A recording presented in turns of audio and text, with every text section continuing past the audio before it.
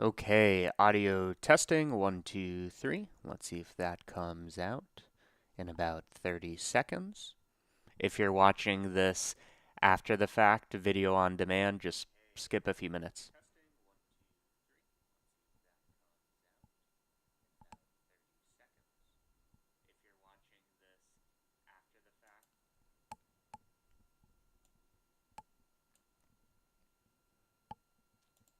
Okay, for anybody here, which is two people, I am still setting up.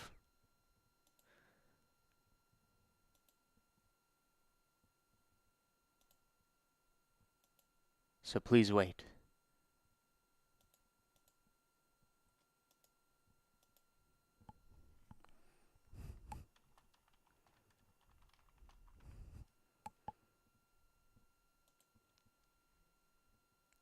Okay, so if you're here, what I need is to hear a I can hear you and a I can see you. And I will not start until somebody does that well. Well, I don't know what I mean by do it well. Just does it, period. And then I will tell you the plan for today. We have a vector of attack.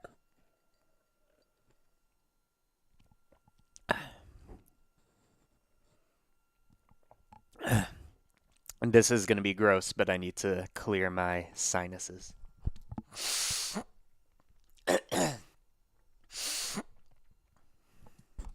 Gotta get in tip-top shape. Okay, we can hear you. We can see you. Okay, boys. So here is the plan. If you're here early, that's great.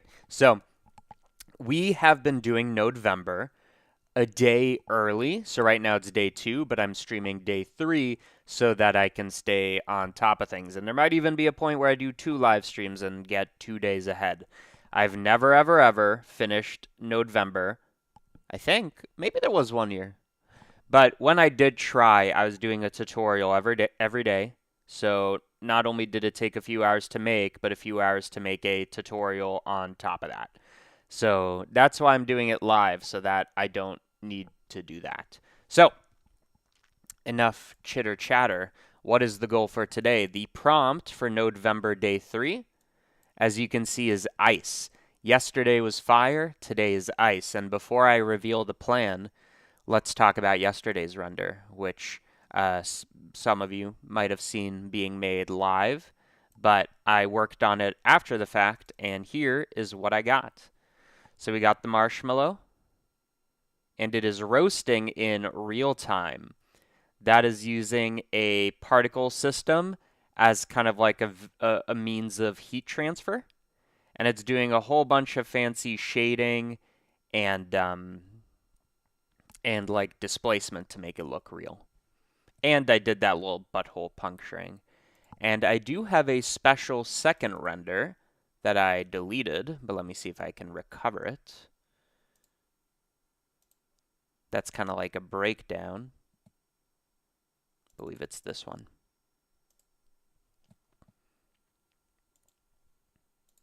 So here you can see the heat transfer map, and then the rest of the effect is what do I do with that information.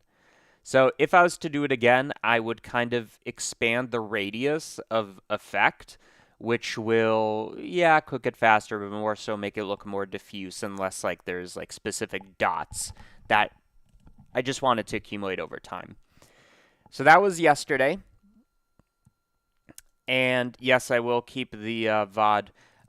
Today, like I said, is ice. And I was talking to my girlfriend about it, and I said, what the fuck am I saying? My wife. I'm not demoting her. Wife. I was saying maybe I'll make a simulation where there's a icicle, because I've made a tutorial on how to make an icicle, but I've never simulated it in the sense that there's a water drop, it freezes. Then another water drop goes to the bottom, it freezes, and it kind of uses this snap to surface thing to build up the icicle over time to make it realistic. I thought about that idea, but it felt very similar to the marshmallow, this progressive growth, whereas I wanted to do something unique, and I think a lot of people will do icicles, so I don't want to copy, right? I feel like the marshmallow was a one of a kind. So What my wife recommended is in Duluth, that is in Minnesota, in the winter, the Great Lake freezes over, at least where the coast touches, or maybe everywhere. And what that looks like is kind of unique. It looks like these ice sheets. Okay? So it's almost like you have a bunch of, it's almost like broken glass that is sitting on one frozen surface. And I find this interesting because one, it looks cool and we can do all this subsurface scattering. But two, the real challenge of this isn't making it ice, but the real challenge is how do I take blocks or sheets and stack them on each other in a way that has no collision. That's the actual challenge. The ice is kind of secondary. And to do that, I'm going to use a very special build of Blender. This is the physics branch of Blender. Okay? This is a branch that has PBD solvers, it has rigid body solvers, all in nodes so it remains procedural. And so you can see what I'm talking about. Oh, I totally didn't show the images. Whoops. Did I show the images? Here are the images. I don't remember if I did. So here you have like sheets of ice stacked on each other. Again, the challenge is actually the stacking. Now, there is a physics branch that I was just talking about, and let me show you what I mean and where you can find it. So maybe Blender build physics branch. Let's see what that gives us. Whoops. So this like never made it to production, ever. But if you kind of look at these renders, you can see here are some nodes that do the physics, and then he'll do it in a moment. I'm sure. Okay, he made a wall, big whoop. And do I need to skip the video? Boom. Okay? So physics right in geometry nodes, and there's a whole bunch of solvers. Here's another interesting example. So this is BBBN Cartesian Caramel who did a live stream. That's how I learned to use it. That's what we're going to use. So try to find it. It's hard to find a Windows build, but the Mac build is somebody built it, and it's easy, and it just works. Okay, let's open it up. So if you download this project file, which I'm making on cgmatter.com, I've actually started uploading them now. So if you go to member site and you go to the Nodevember section, you can see the pumpkin along with the stream and the marshmallow along with the stream if you've missed it. So I've started uploading. So one thing you have to understand about this branch is I don't know how it was built, but some of it's very weird. Like you can see this timeline's weird. I'm pretty sure there was like a weirdly saturated something, but that is just something we're going to live with and ignore, and we're going to call this. So that's another weird thing. I'm just trying to save and the window came out small. That's not normal. I'm going to call this in a folder Nodevember day 3 ice, and I'm going to add a disclaimer that says physics branch because you can't open this otherwise. Okay. Disclosure has been disclosed. I'm going to start with a cube, and I'm going to go full screen. And that cube is going to serve as our rigid body base. Okay?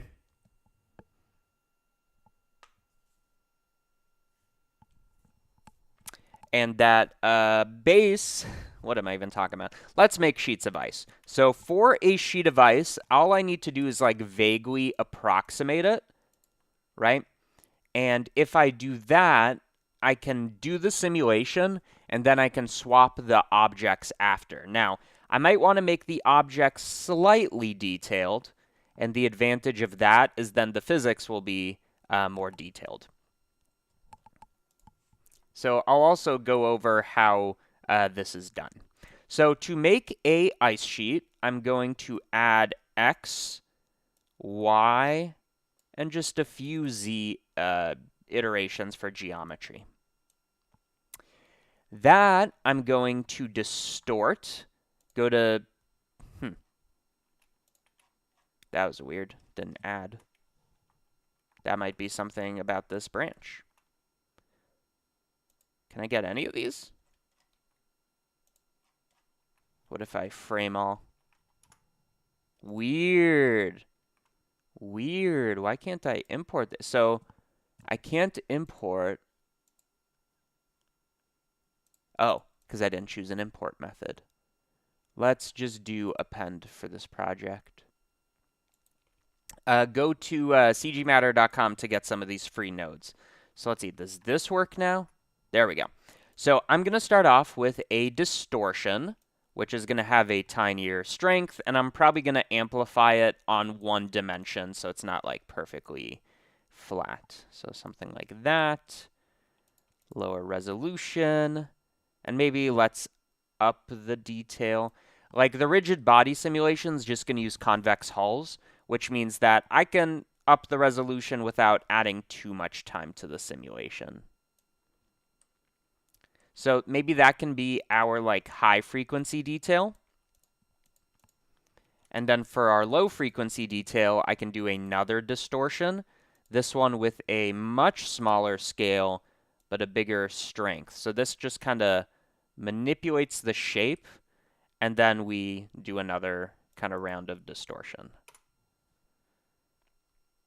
And maybe I want to do some shaping before even that,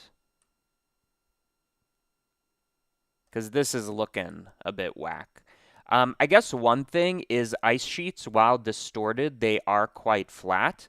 So in the distortion, I'm going to go into the noise texture, and I'm going to multiply its contribution such that the Z component is kind of suppressed. So maybe like 20%. So that makes it nice and flat, honestly, even flatter. And then this high resolution distort can carry that detail. So even lower resolution.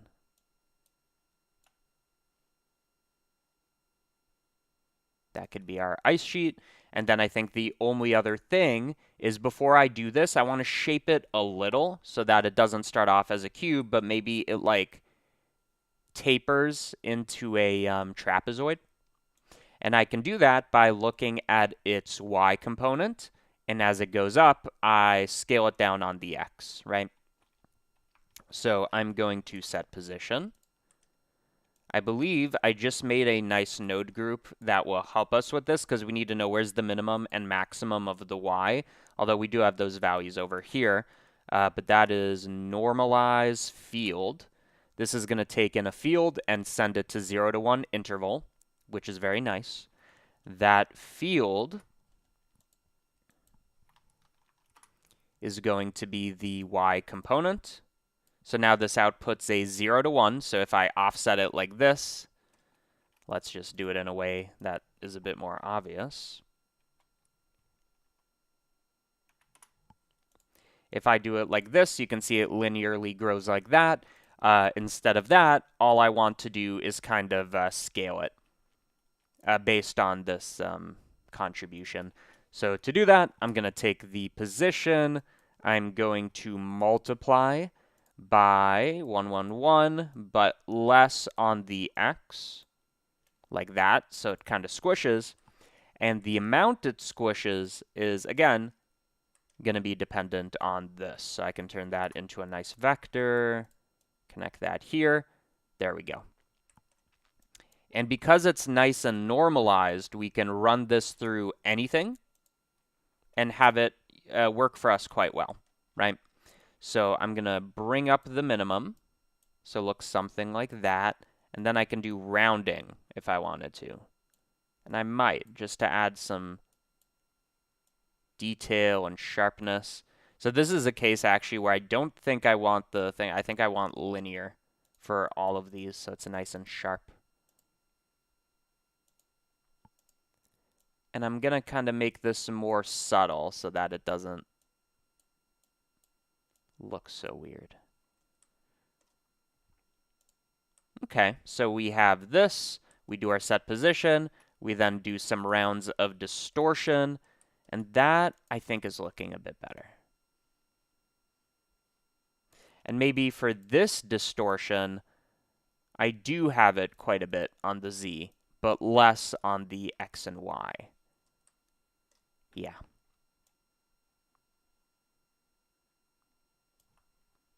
Higher scale, more detail, more roughness.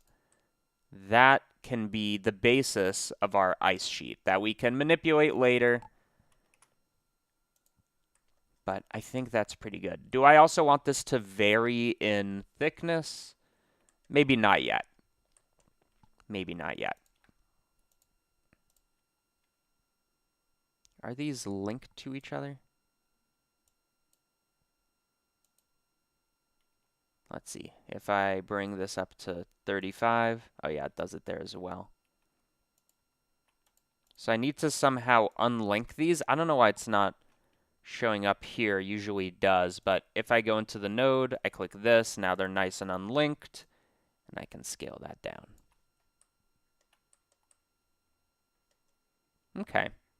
It's looking a little whack, I'll admit it, but that's fine for now, because we can always modify it. So I'm just going to add a bit of, maybe a bit of shear, but like barely. So, okay, it's fine. It's fine. So all of this can be considered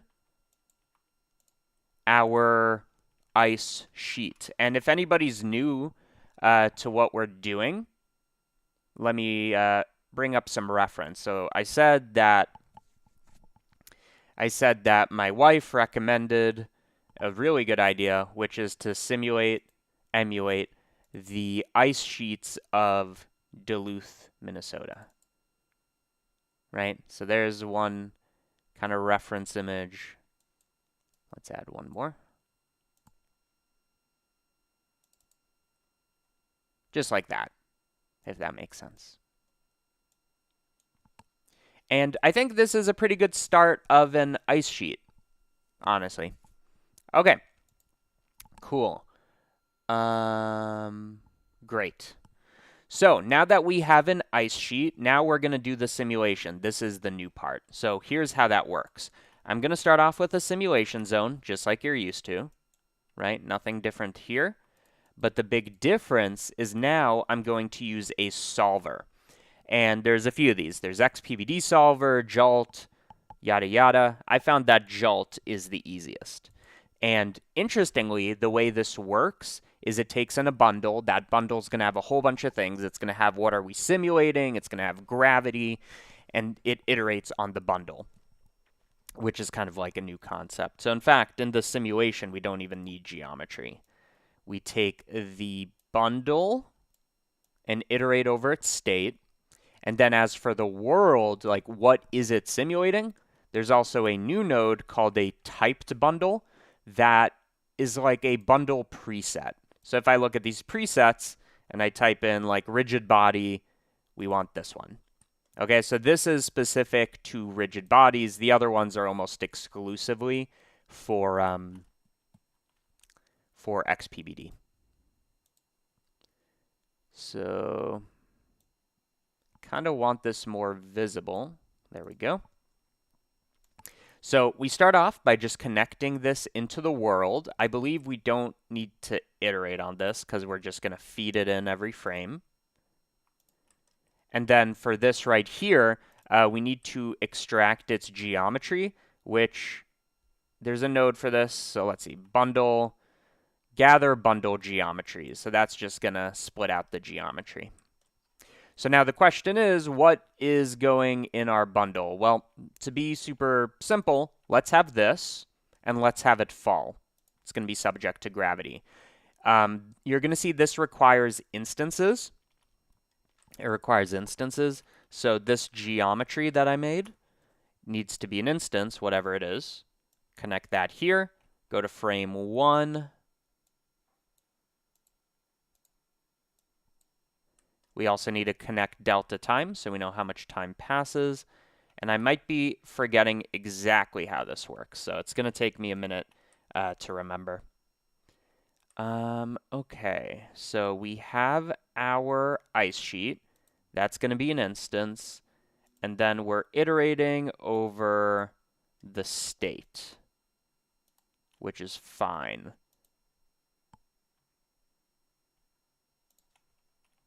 So kind of like the first challenge here is I'm going to need to figure out how to even, get it to show up, because I honestly don't remember. So maybe this is simulating. It's kind of hard to tell. So let's see. If I do this, no, I need that gather bundle geometry, don't I? So maybe this can be our spreadsheet so we can see what's going on, and this can be our reference.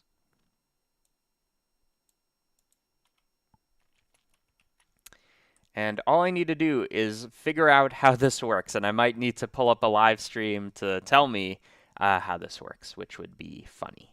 So this is indeed a single instance. That's great. We have the world. I don't think that needs to be iterated on, but let's see. I plug in the world initially. No, because what I was thinking there is we have a world, and that, update or like sends itself. But I think it does make sense that we can feed in the world on a per frame basis.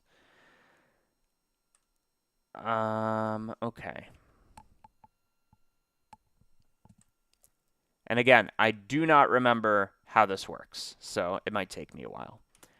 So what else do we got? We have rigid body instances. I think that is the one we need.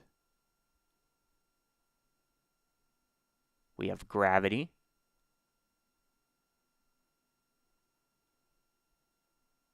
Okay. Well, I do know that I want gravity, which is its own bundle.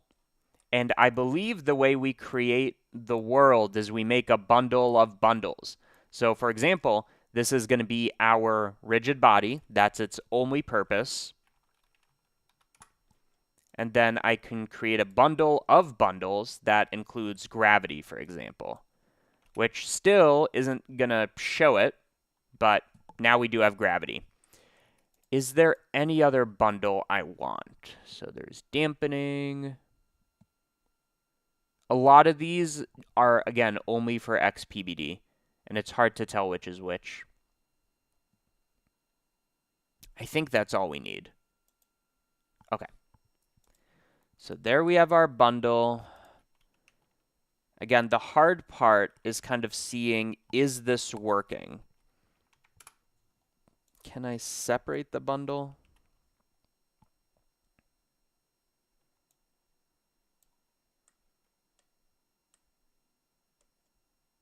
And I believe it is the state that iterates. It's not, surely it's not the world. Oh, wait. Ha, ha, ha. Challenge 1, overcome. So it seems, and I don't think, do I want to have this? Maybe I do want to have it that way. But the way I'm interpreting this is we create a rigid body. That's going to be this ice sheet that we turn into an instance. So that's a rigid body.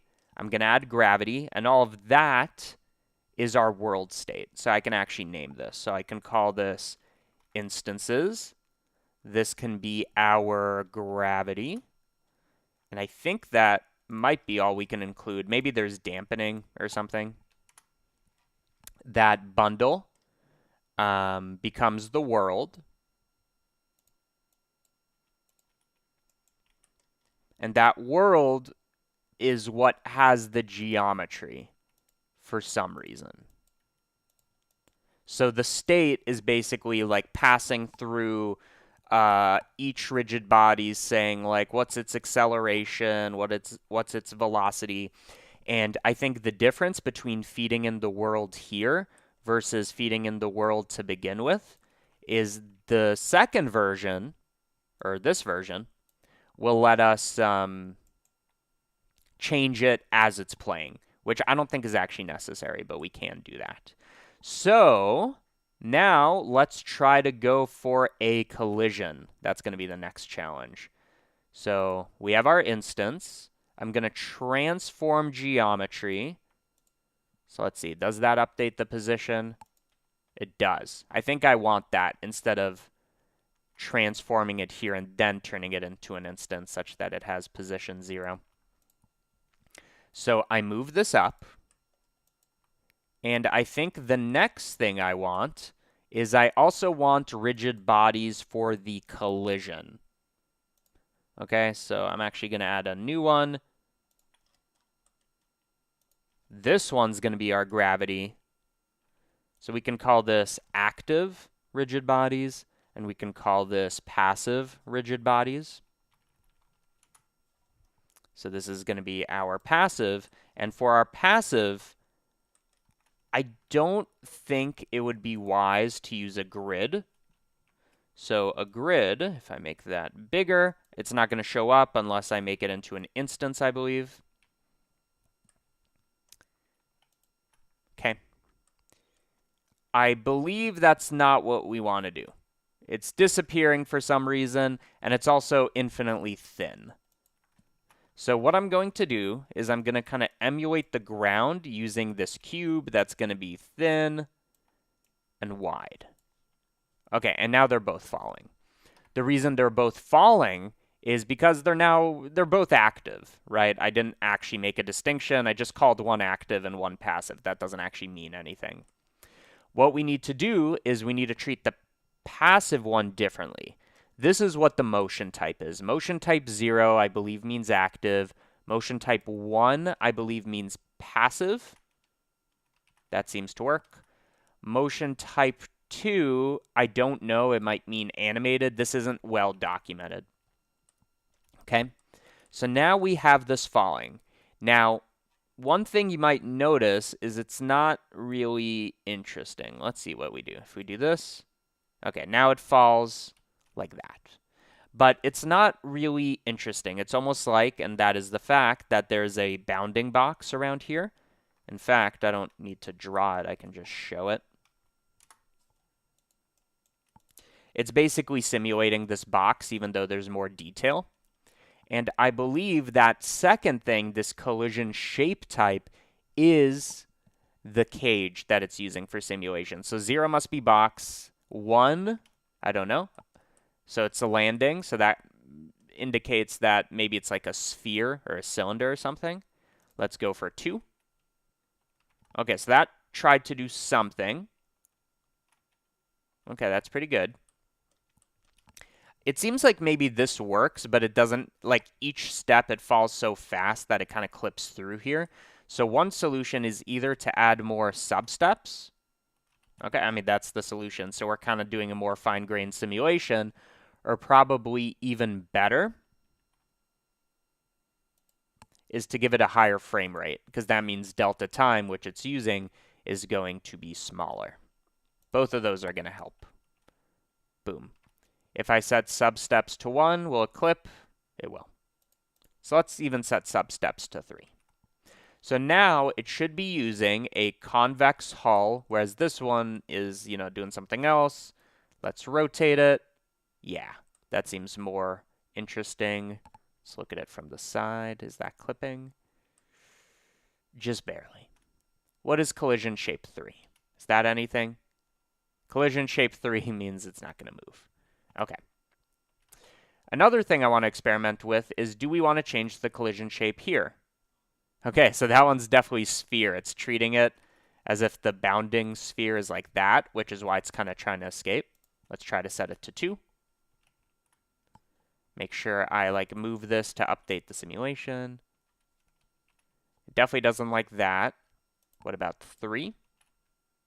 Okay, seems like 0 is the way to go.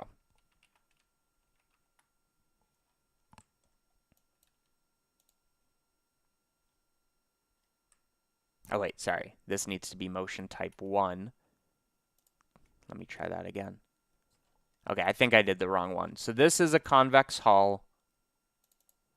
This is a bounding box here. Okay. This is fine. I'm going to try increasing the width and hope that that creates less clipping. I don't think it did, but whatever, that's fine. And now that we have the basis for this, we can totally start using more rigid bodies. Yeah. So let's try to make more rigid bodies. Now remember, this is ultimately an instance. So, what you could do is you could make a second one, and I think these will now interact.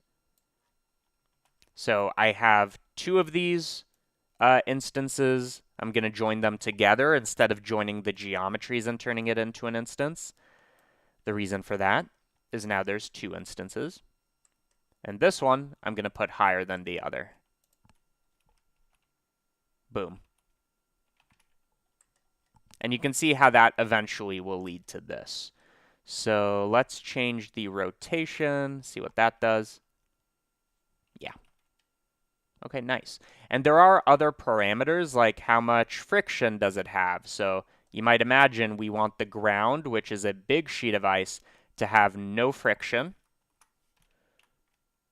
So that's going to let it slide a bit more. You can see it's kind of rotating, and maybe the pieces themselves don't have any friction. So now they're really sliding, and you could argue that that's an issue. Additionally, we have the bounciness, which is how susceptible is it to bouncing. We're probably going to add some of that later because that's going to let us have them randomize a little. But my point was, because they are all instances, we can create them quite easily. What do I mean by that? What I mean is we have this, but instead of doing geometry to instance, let's just instance it on a bunch of points. So if I make a point and let's do 20 of them, and I'm going to randomize the position to start with. So let's do a random vector. I want that, but they should all be, a bit higher. So maybe the minimum z can be like a little higher. The maximum z can be a little higher. And then on these, I instance this. And if I was to just pass this through, I believe there's no reason that it shouldn't work. Yep. And then the name of the game is just randomizing and stuff like that, as you would imagine. So let's see. I thought there was a way. Yes. Let me try what I'm doing. So there's a nice way to go between viewers now. So I don't know if this is in the main branch, but what you do is you click a viewer, you control, and then the number, so control 4 or whatever. So let's have this be control 9. So anytime I want to view the final result, I'll click 9. And then maybe anytime I want to look at the instances, so another viewer, I can hit control 1. And let's take this and organize it a little. So I don't really expect to play much with the simulation zone other than changing the number of substeps.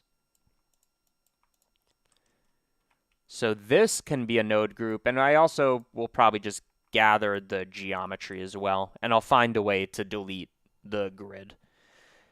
Oh, thank you for paying money. I said I would say thank you. So let me do that.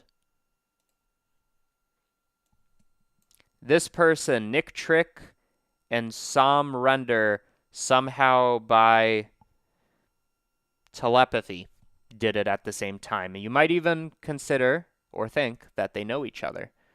So thank you. What is DKK and SEK? I don't know, and I don't know what that translates to in USD. I know everybody's like, wow, let's watch CG Matter accrue money. $5. That's $5 in as a sum. It's $5. Okay. So goal achieved. I guess I'll get rid of the goal. Is that a thing I can do? Start another goal. One super chat is I will say thank you. Another thank you. You can't blame the player. You're saying I have a way to make free money. I'll take advantage. But thank you. So I'm going to take all of this. I'm going to turn it into a node group, and this can be called our solver because that's what it does. Now, even though this is fundamentally Blender 5.0, you're going to see it doesn't have that nice new UI where it kind of shows those layers. That is because this is a custom build or something. So this is going to be our solver. And let's call this whole thing like ice sheets, or let's call it Nodevember Day 3 ice. Okay, so this is our solver. This is probably not something I'm going to change. I'm going to have the rigid bodies. Well, we can keep that exposed for now. We can have our number of random points be a node group that we instance, although I'll keep that exposed for now. And this is going to be our ground, which I can definitely make a instance. When I say instance, I mean node group. So this can be called our ground. What that ground does, I'm like Pavlovian conditioned to be like money, money. What this one can do is we can control the size of the ground. We can control maybe the friction and the bounciness, and that's probably all I would want to control. Okay, so we have the ground. We have gravity. That's also something I don't plan to change. And the rest is fine because I'm still going to play with the instances. So let's go to 1. Remember 1 and 0. No, 1 and 9 are going to be our toggles. I don't think I need this spreadsheet, at least for now. So let's clean it up. I want to change this. So I'm going to take my instances and I'm going to randomize their rotation because ultimately they're all going to lay flat on top of each other. So it's fine, whatever it is. I'm going to randomize the rotation from minus pi to pi because that covers all possibilities in radian land. I'm going to... What am I going to do? Why is my 9 not working? Is it because it's in the viewer? 9. There we go. I'm going to make the ground bigger because I said so. And this will let us have the points be further apart because ultimately I'm going to make a lot of these. But I think even if they are intersecting, it will kind of resolve that. And you're going to see there's jitter. That jitter might be resolved, and let's add a parameter for this simply by the substeps. So let's bring the substeps up to 10 and see if that's more stable. No, in fact, it's worse. So I think this is a case where we either add friction or I think maybe dampening is a thing. Maybe. So let's see. Dampening has a filter. Don't know what that's about. So it either is for this or it won't. I'm going to bump these up to big numbers and see if it does anything. It does nothing. Filter. I don't know what that means. Instances? No. Okay, so it doesn't care about that. So really all I can do is I can increase the friction and hope that stabilizes things. Although eventually I'm just going to freeze this, so it doesn't quite matter, does it? So nothing's stopping me from just making this 100 and like watch this resolve itself. And you can see how that very quickly will make ice sheets. Now I don't only need to randomize the rotation, but I should also randomize the scale. And it shouldn't be able to go as small as 0, but maybe they can get as small as 25%.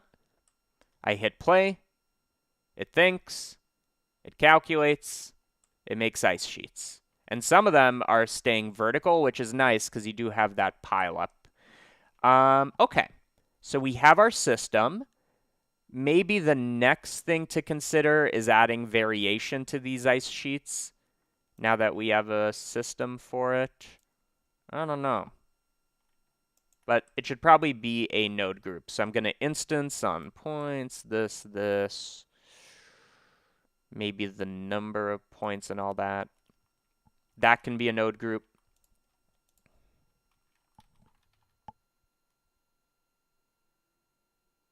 The performance is way faster. Well, it's way more control, but I think it's also faster, depending on what solver you use. I'm using Jolt. Some of them are faster than others. There's also Bullet, which now that you mention it, should we try it?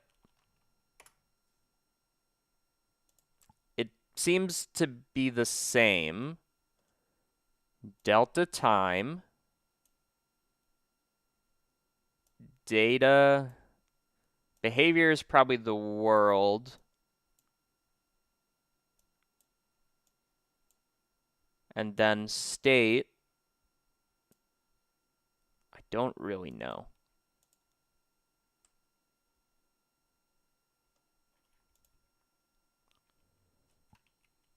So that doesn't show up.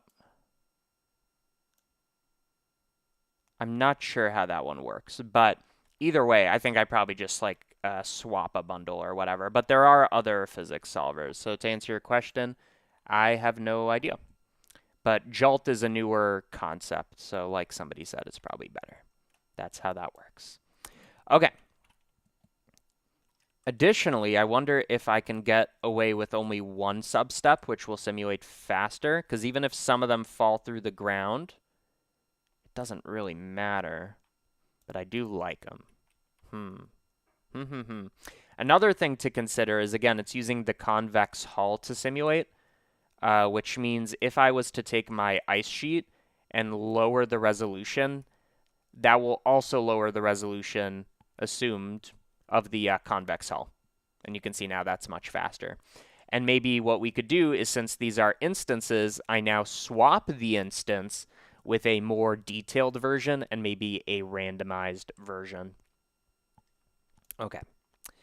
So, what is the next order of business? Is it to make good-looking ice sheets?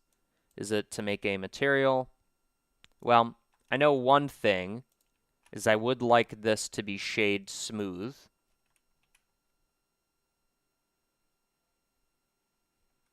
Which is looking uggo. Can that be fixed like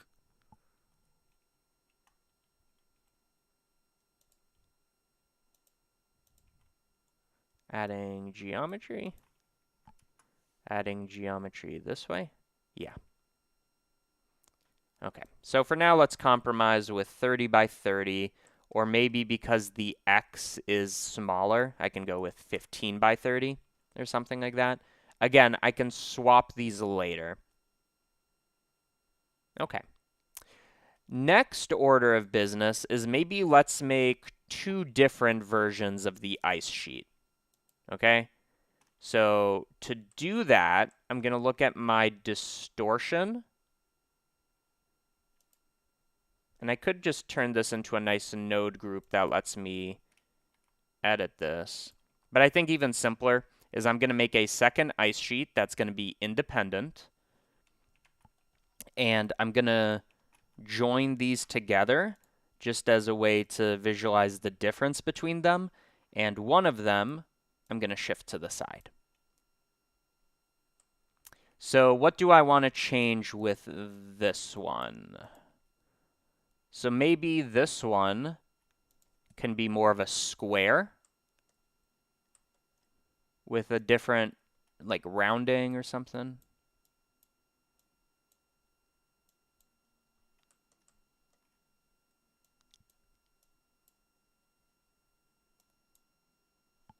Okay, that's looking quite different. What else can I do differently? Definitely the overall shape, right?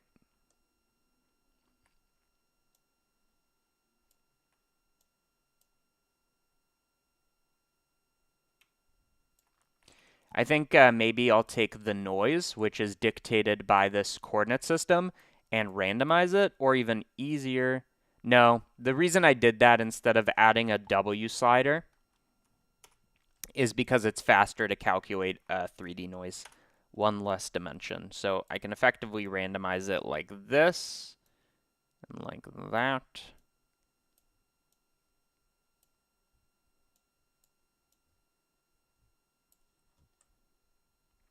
Yeah, I could even consider using a different base because like the logic works. So if I use a cylinder that I make tinier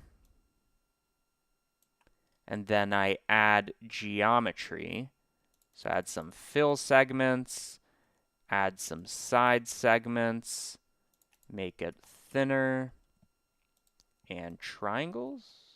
Does that matter?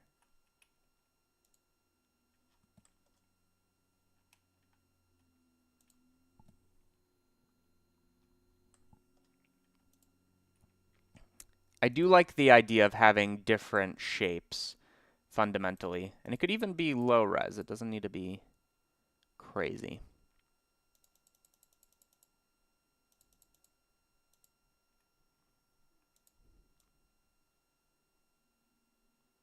And maybe it should kind of be low res. Okay, so we have something like that. And maybe I do transform and like shrink it a little so it's sharper. I mean, these are very different, which is a good thing. And I would imagine this one, which is a tighter shape, would be thicker than the other one, presumably.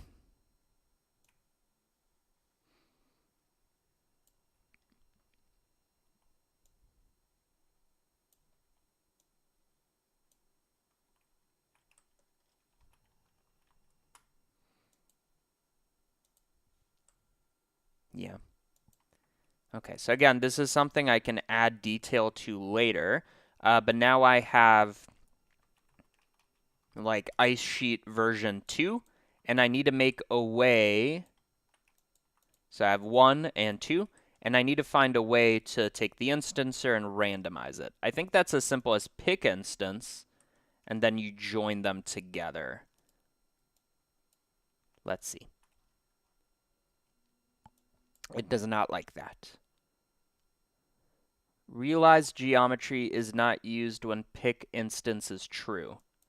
Okay, so to pick an instance, they need to already be instances, which makes sense. So geometry to instance for both of these, and there we go. Now it's randomly pick them. It's going to use our logic beyond that to make it work. There you go. Okay. Okay, great.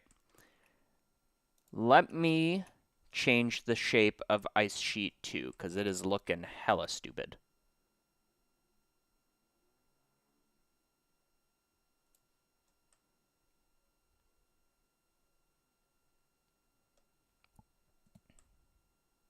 And maybe these could fundamentally, on average, be like smaller than the other one.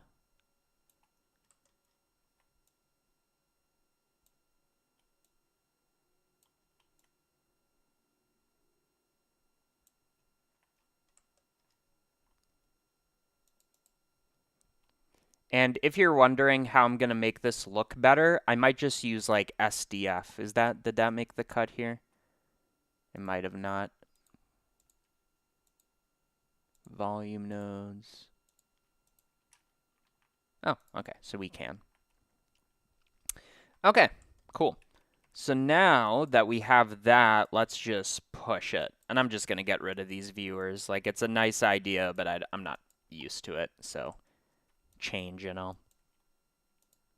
So now let's bump up the instances. So that should be a parameter, the count, and maybe a wider distribution.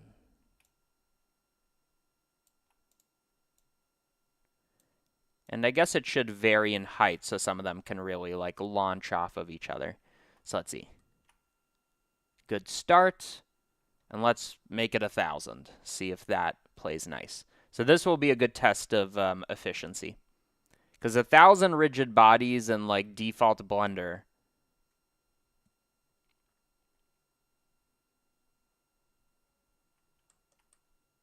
That's pretty good. Like really the only thing is I think the oh, there you go. It's the cavity that's making it look stupid. I mean, yeah, right? Just add detail and stuff. I think so. Okay. So next thing I want to do is now that we have the system, and I think I'm happy with the physics, I'm going to make it look better after the simulation. Because if I do it before the simulation, it's going to run really slowly. So let's stretch that out here.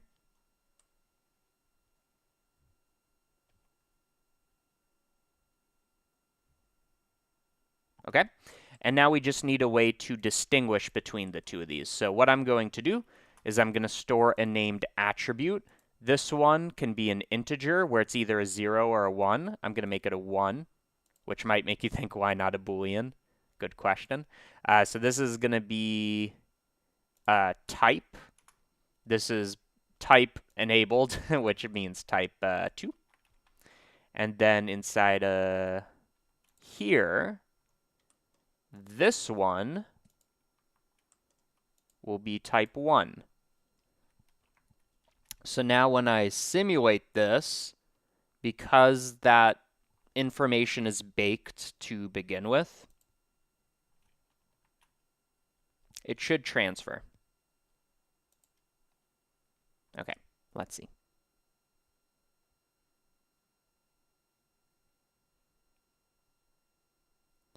Okay, so let's say we have something like that. We have two instances, which clearly, can I set name? Set geometry name? Is that even going to be useful? Let's see. If I set geometry name of the ground, does that transfer over? It does.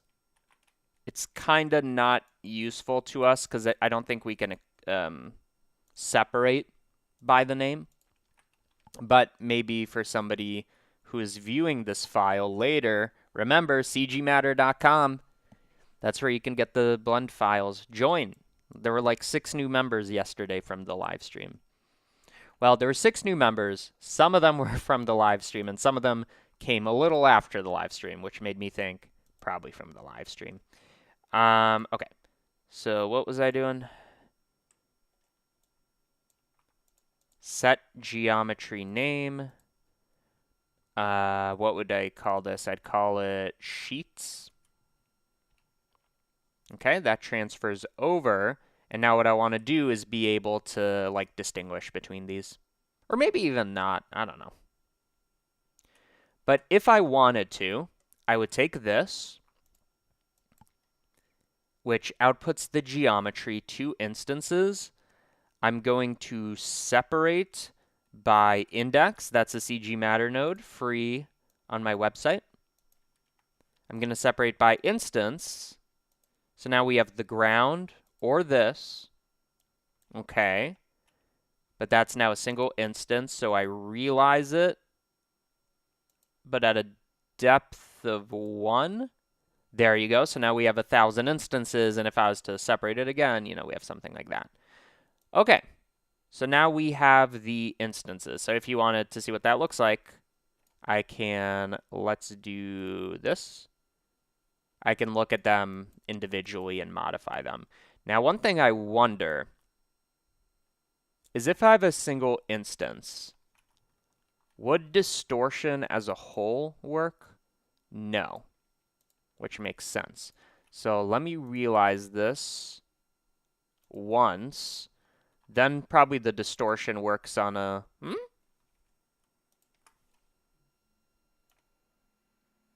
Oh no, that just kind of works generally.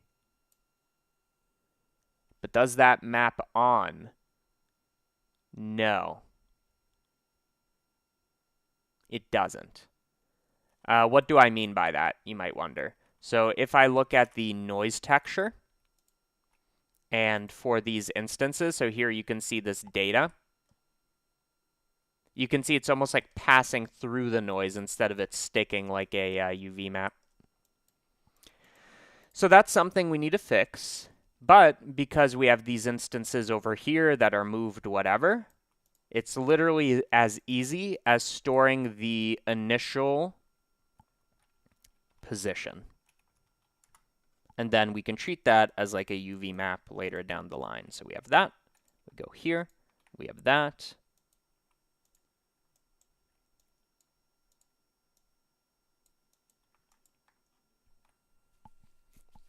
So far, we've streamed for an hour. Pretty good progress. So now when we simulate this, if I look at a noise texture this time, but mapped to our initial position, let's just see what that looks like. So now it should stick on, and it does. That's nice because then we can use this as a basis for like adding detail. So instead of using the default distort node, I'm going to go into here for the noise texture. Well, actually, it has a coordinate feed in. So what I'm going to do is instead of the position, which is what it uses by default, I'm going to use the initial position. And now it will map on no matter what I do.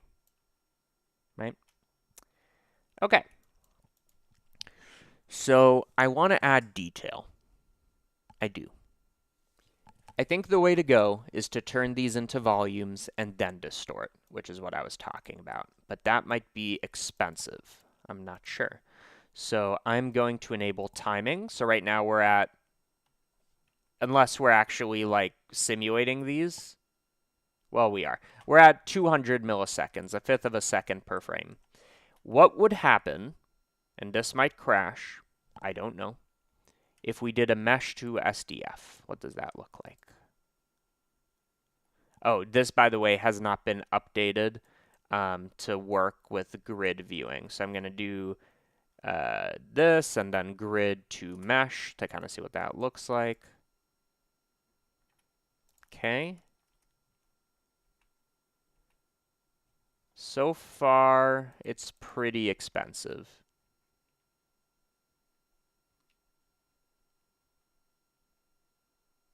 Yeah. So probably the more logical way is, remember, we have these instances that I can separate. So I'm just going to get rid of that. That I can separate by type. So we have all of these instances. I can then separate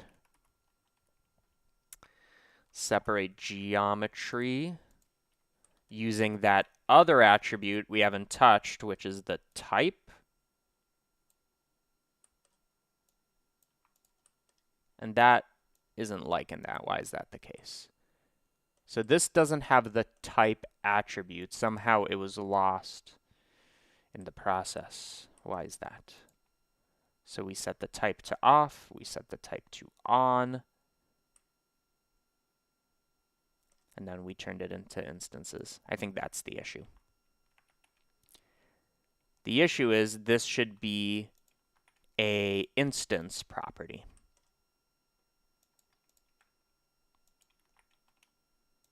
Because we want to just distinguish between the two instances. So now if I do this and let this run for a moment, I can now still not separate by the type. That's a little weird to me.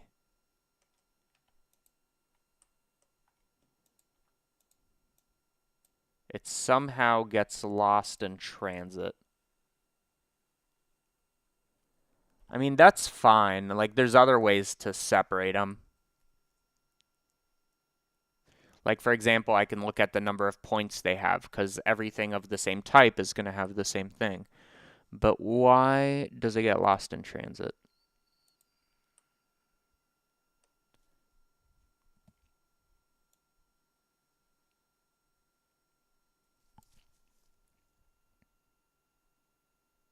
Okay. I think, let me just try this. I'm not saying I'm going to keep this method, but let me once again, oh wait. Wait. No, it is set to instance. Okay, never mind. So inside of here, I'm going to try to once again use the type. So this is off. I'm going to use the type here. This is on. This should transfer at least to the point level. So now if I separate by type, it should work. So let's see. Oh, the type is off for everybody. Oh no, type is on. Okay, so we have some with the type is on, some with the type is off. I now separate by points, and there you go. So these are the circular ones, and these are the square ones. Now, why is that useful? Well, because we can then swap them with something that fits, if that makes sense. 1 second.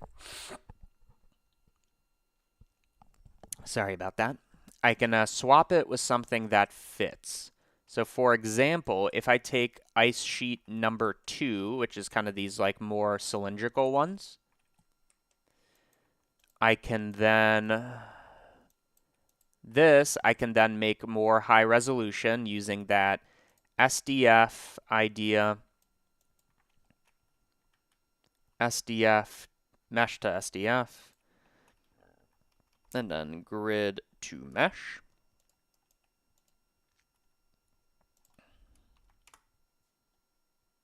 And this will run quickly.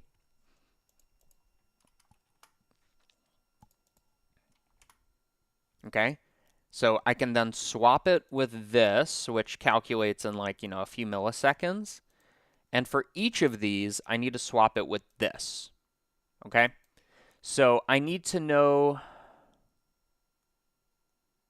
the center point and stuff like that. Tricky. Okay, so if I do a pass where I just have the instances, I have instances with position, rotation, and scale. I like that because then I can make a bunch of copies. So is there an instance to points? There is. So now I have a bunch of points. Do those points keep the transform? They don't. We can fix that. So I'm going to store the instance transform, which nowadays is a matrix.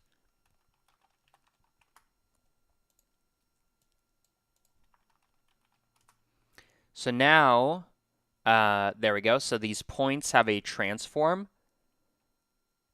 And then I can instance on points. Does this make sense? Let's try it. So I'm going to instance the high res version on points. And then I'm going to try setting the transform to this. This time it's a attribute, custom attribute. Okay, let's see. So this is before. Okay. This is after. Great.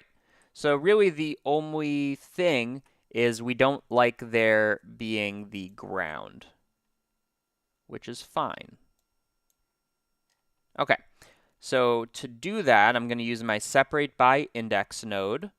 If you remember, this will distinguish between the rigid and passive bodies. And now we have a more detailed version that carries. I need it to carry the position, the initial position, because otherwise, if I run a distort on this after realizing the instances, it's going to pass through in a sense. So for this high res one, I need to store the initial position. Oh, somebody, 1 second, I missed it. Thank you, Nick Trick, once again. Thank you.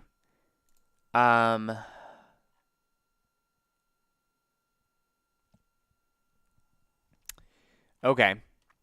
So what was I saying? I need to store the initial position. That way, that information exists when I realize it. Allegedly.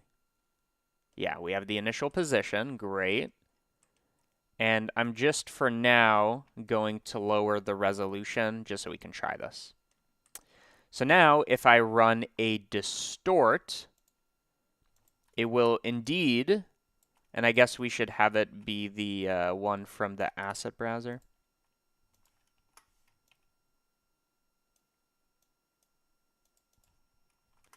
Okay, so it will indeed distort, but the noise kind of passes through?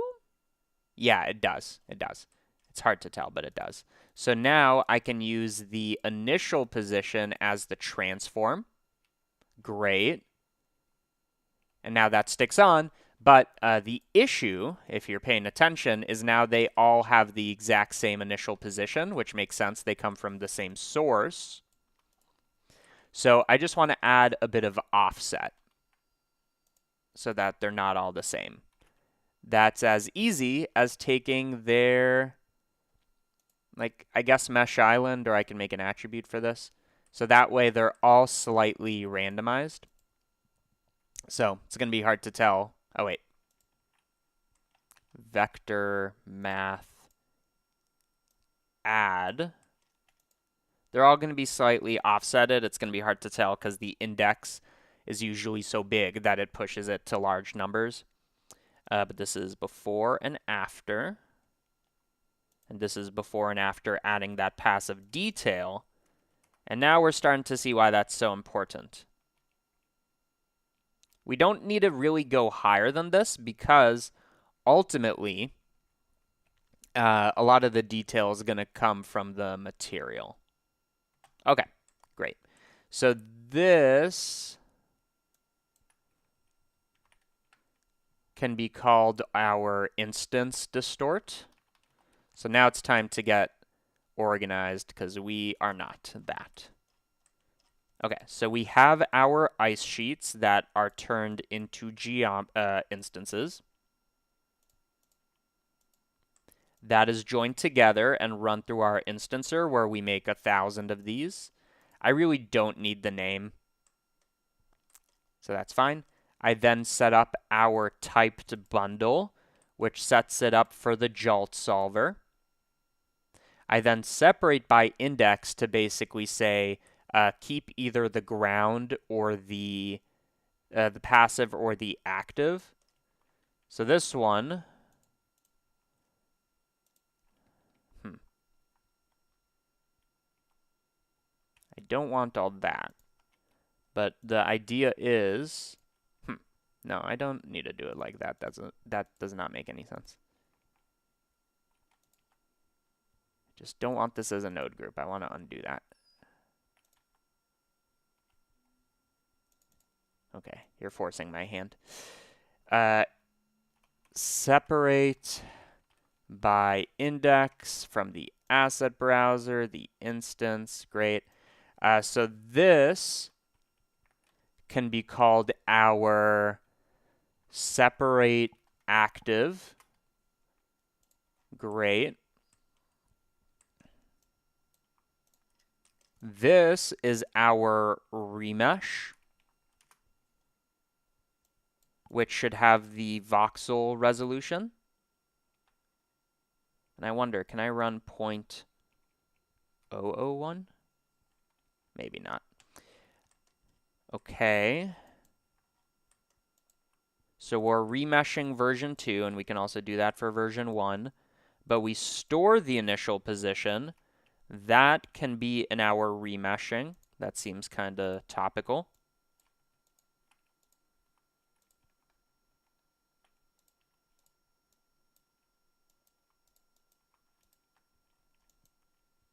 And then, after all that,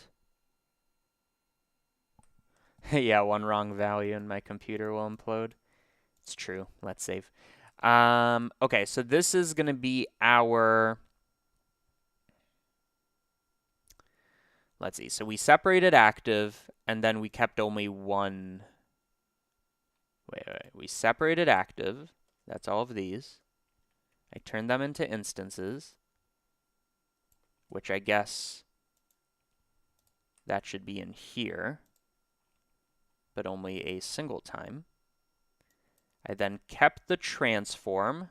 That should also be inside of here.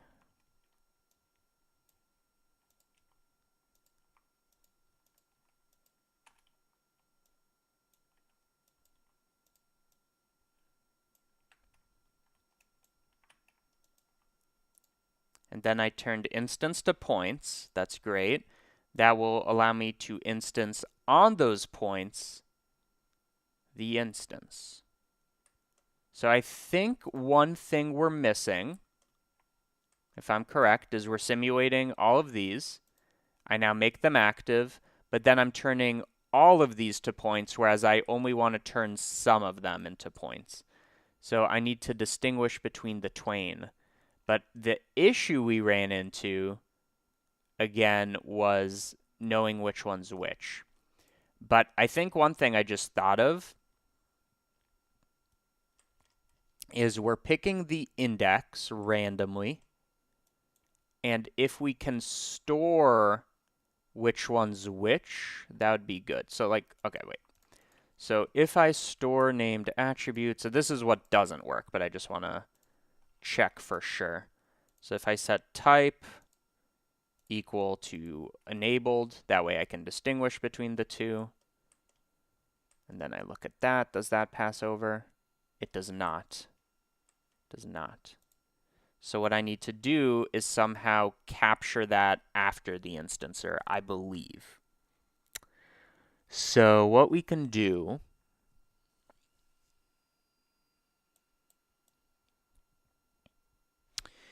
is instead of pick index, what if we tell it which one? So let's see what that looks like. I put in a probability. So this is all shards. This is all... No, it doesn't like that. Okay, so wait. We have pick instance enabled. And then I just want to know which instance I picked. Let's think about this.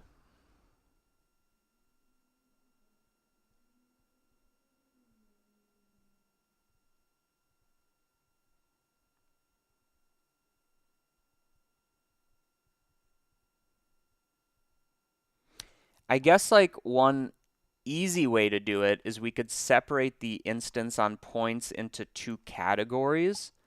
So what I mean by that is we generate these points and then I split them into two chunks based on this randomization, which I guess is good because I want control over that anyways. I split them into two chunks. For each of these, I run a separate instance on points. But then I only want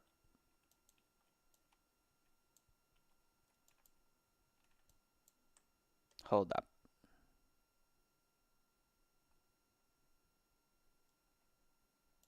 So I want control over what selection. Then I instance on points.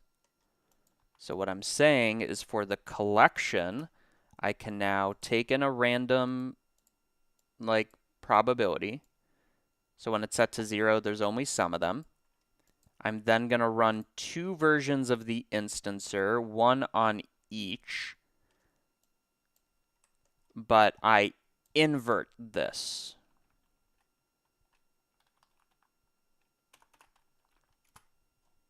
And since Boolean is 1 or 0, if I subtract, that's an inversion.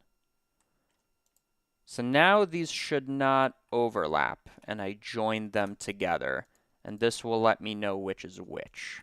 So let's see if that's true. So 1,000 instances, 1,000 instances, so it always stays the same number, but this time it's all shards, and this time it's all cylinders. And that's good. I want control over that. And now I hope that I can actually store something that it remembers. So let's store a Boolean, again called type. We need to resimulate a few frames. Let's do that here. So I'm going to resimulate a few frames, and now it kept the type, but only some of them should be on. Amazing. Okay, we did it. Okay, great. So now we know which is which. And what was the point of that? The point was we can now make a high-res version of each, right? So this is before and after. So I'm going to make a high-res version of Ice Sheet V1. And I'm going to do everything we did before. But this time, for the points that are, determined by the rigid bodies, I'm going to separate them into two categories. So I'm going to separate based on the type, based on the, does this carry the type attribute? It does.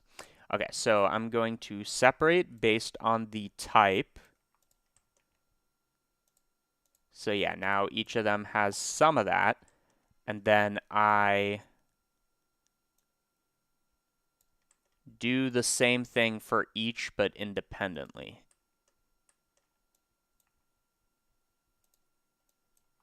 Okay, I think this makes sense. So I turned this into points, and I separate it into two categories. Each one is instanced, and then I do things to that. So all of that, I believe, can be a node group.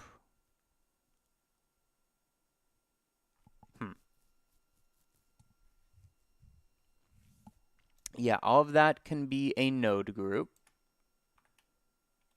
That node group takes in two remeshes and the points, or the instances, and outputs each type. So we have the sheets, we have this one, and then I wanted to make sure I store instance transform, which I did. I set instance transform for all of them,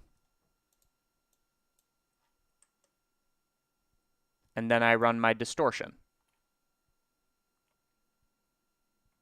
Okay, so let's verify if what we did works and makes sense.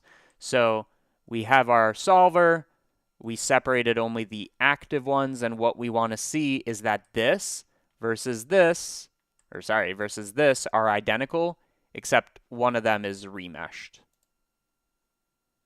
I think we got these inverted. Before, after. Great. So now they're just remeshed versions. And the reason I don't distort here is I want each one to have a bit of a different distortion. Now, that adds quite a bit of processing time. So I might reconsider. So, for example, here we're taking 300 milliseconds per frame, whereas what I could be doing instead is I could be, I'll make this really tiny.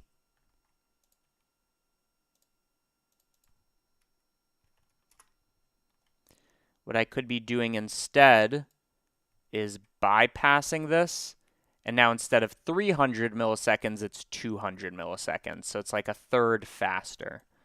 But I do want them to be randomized, so I think I'm going to keep this method. Okay. So now this can be our transform instances, because that's what it does. We love that. That's good reasoning. Why does it not let me resize these? Can I resize this one?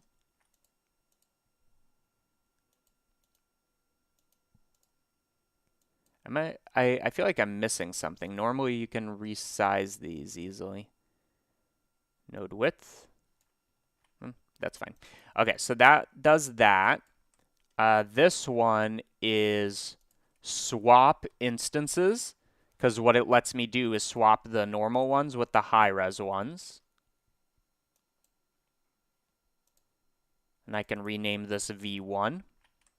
So this instances, and you could probably swap this with a version that has 3 or 4, or however many versions. That takes in V1 and 2. This takes in V1 and V2. And it transforms them. And then we distort them. Okay, so this is becoming much more legible, I believe.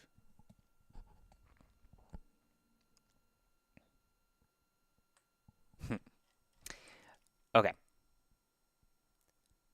So this is our chooser. We could think of this as a inversion. This is our kind of classifier that says like which is which. I would like that inside of here ideally, right? I would. So I'm going to put that inside of here, making sure that this is a parameter I can play with. Otherwise, they're going to be the same. So this one is on, this one's off, for example.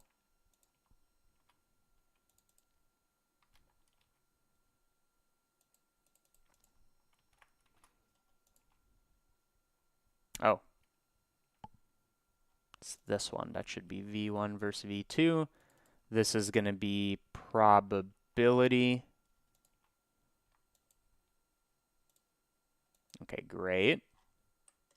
Next, we do all of this combination, which we can, you know, this is kind of treated like the physics. And maybe I want to run this combine bundle inside of here.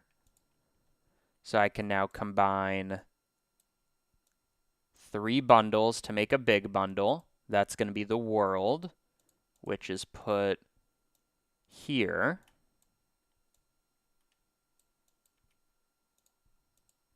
So everything I'm doing right now is just cleanup. So now we don't need this because I can say we have this one, we have this one, we have this one, and I can get rid of the world because I'm not using that. That's true. Okay. So gravity I'm never going to change, so I can kind of compress that. The ground I might change, so I'll keep that open. I then separate active. I run my remeshes and I swap instances based on these.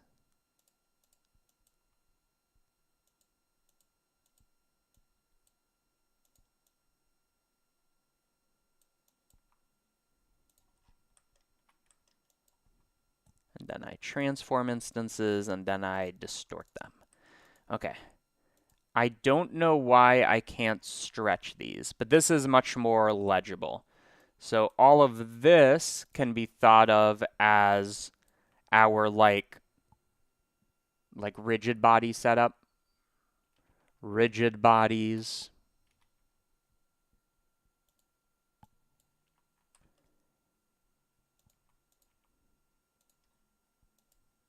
I cannot see that frame, so let's give it a color.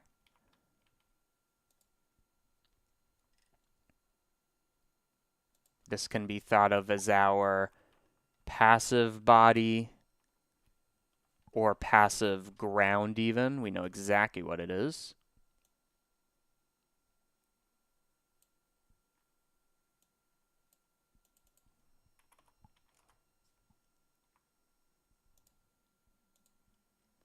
And then this feels kind of silly to put in here.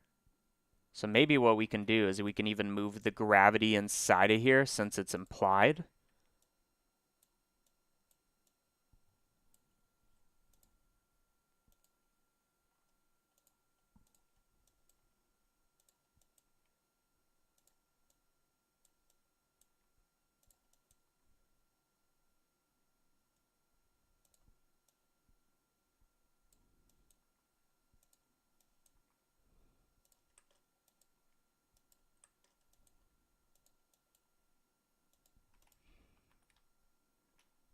Okay. Can you bake your rigid bodies before applying physics? That's what I'm talking about. Yes, I can. And I might do that in a second. I actually don't like these frames.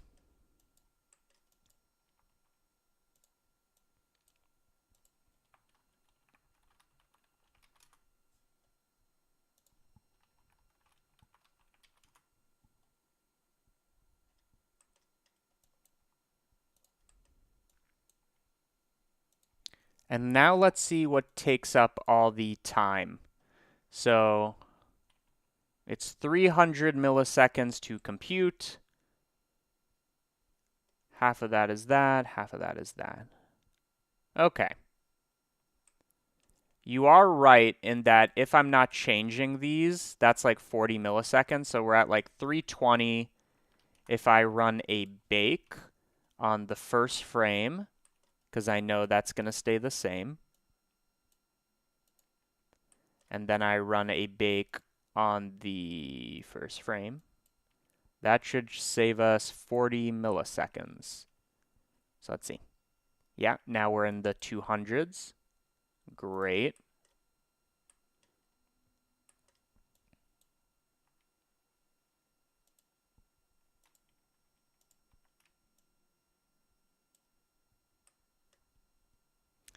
What else can we do? Well, we definitely can't bake. I mean, this is only like a fraction of a millisecond. But you're right in that, yeah, I'm not really going to bake this. It's not a big deal. And I do want to edit it without like, hitting, delete bake. So the fastest thing we could do is honestly just lower the sub steps, which sacrifices quality. Okay. So we have our Jolt solver, separate active, and then low res and high res. Great. Well, because all of this is kind of determined, I'm going to make this a node group. This is high resolution. Like, that's all it does. It's a fancy way. That was the point to add distortion. And then I can switch between these.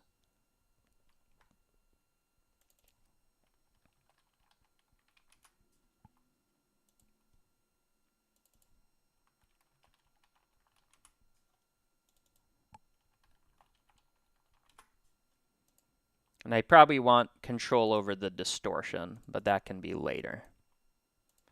So I'm going to add a switch to say low res or high res. Great. And we could do more with this, of course. Okay. Okay, so now that we have all of this set up, I'm going to view my low res. Let's do a simulation whose purpose is now to make the art, now that we have the system. That's why it's called a technical artist. Okay. I don't think I'll be changing the physics.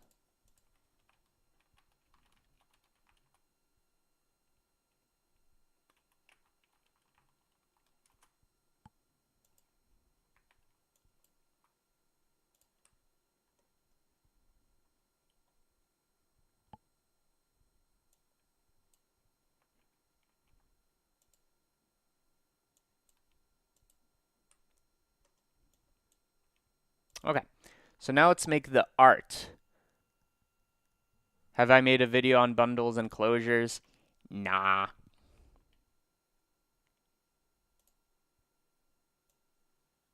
Oh, is it that it's here, but it doesn't have a... Ah, okay, that's what it is. It just wasn't showing. Okay, that's good, because I wanted to actually read these.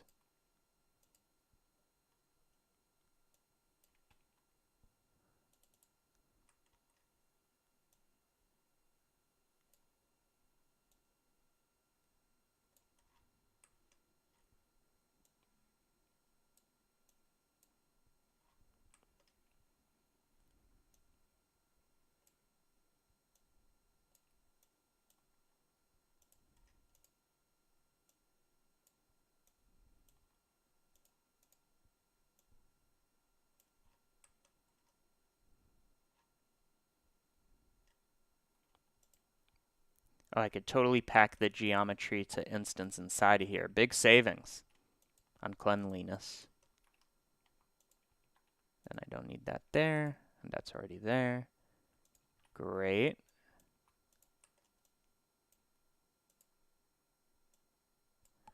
Now I want to expose the probability as a 0 to 1.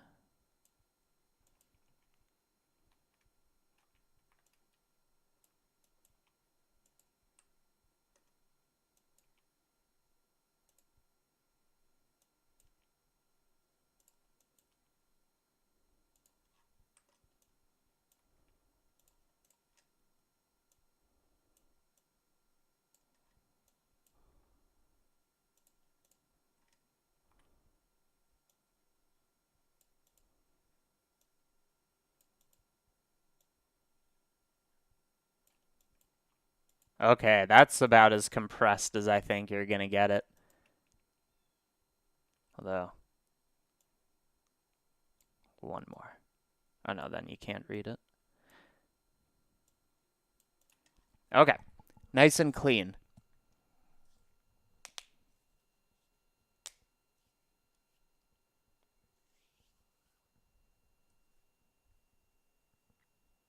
I'm the only one pushing Blender to its limits. Not true, but so true. So true. Everybody else is a big dum-dum. No. Okay. So, what was the goal? The goal was to actually get something working. And because of that, I wanted to open the properties. And the reason I wanted to do that is so that I'd have that simulation nodes bake button. But then I wanted this simulation to not be packed, but instead bake to disk, which I think might be better for our purposes, given that I don't want to bloat the blend file.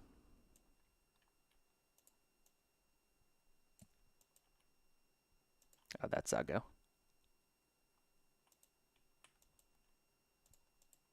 It's all style.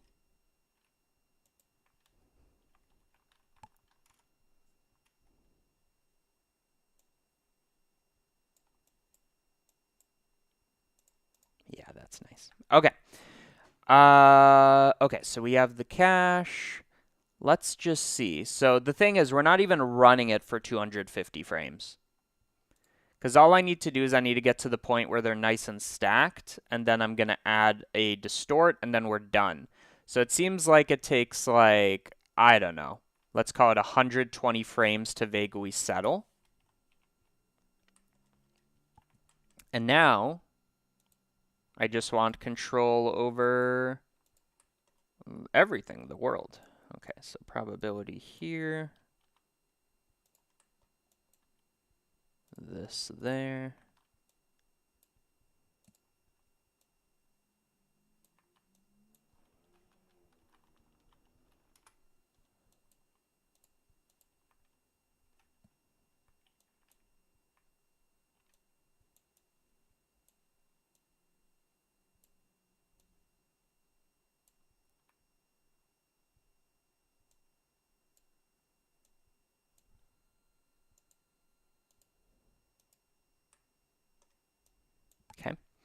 So I wanted to let this be a bit wider. I mean, it really kind of depends what angle I want the render to be at.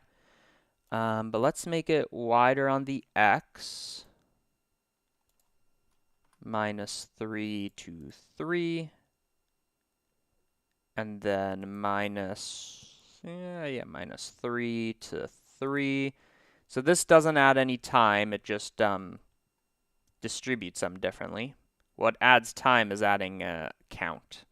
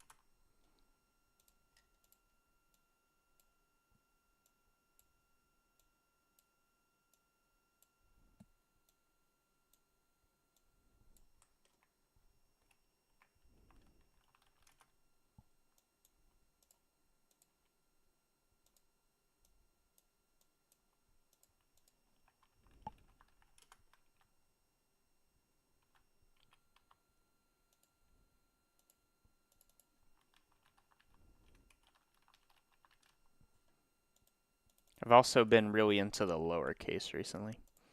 Okay, so that is nice.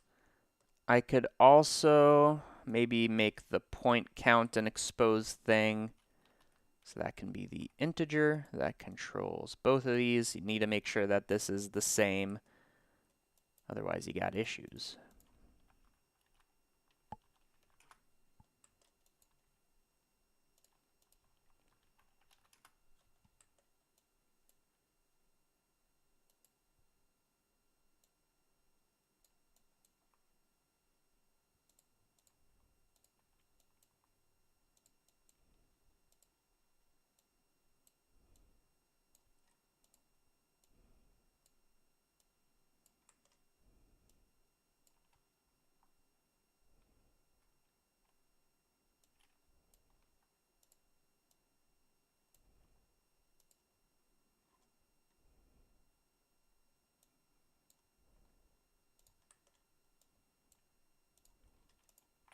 Okay. And then now that we have that, I'm going to bump up the count to 2000. And like I said, because we're only simulating a bit, it's not a big deal to do 5 sub steps and like let it be good quality once, because we only have to do it once. So I'm going to bake. You can see it goes pretty quickly. Are you going to make some waves under the ice to make a move over there? Ugh. That's interesting. No, I'm gonna have them. So this person's asking, am I gonna like have this animated so the ridges bodies collide and slide? Nope, not at all. Do projects like these export nicely to Unity? Only if you bake it as like an alembic or something. I think that's probably the way to go. You don't want this in any other format, I don't think.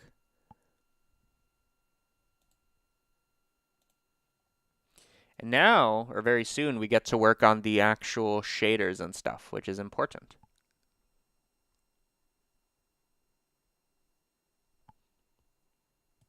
And some valuable information to know is how long this takes to settle. It's actually only like 100 frames.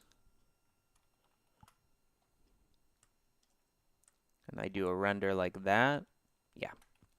Okay. So now let's start, doing the do. Do. Okay. So I've been loving the 4x3. So I believe it's 1440, but 1920 times 3 divided by 4. Really?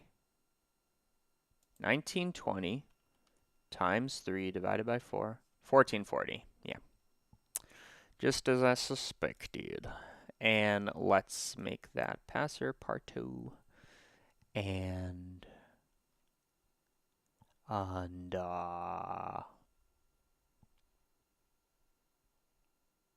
orthographic. No, I think this is going to be one of the first render that I'm going to actually make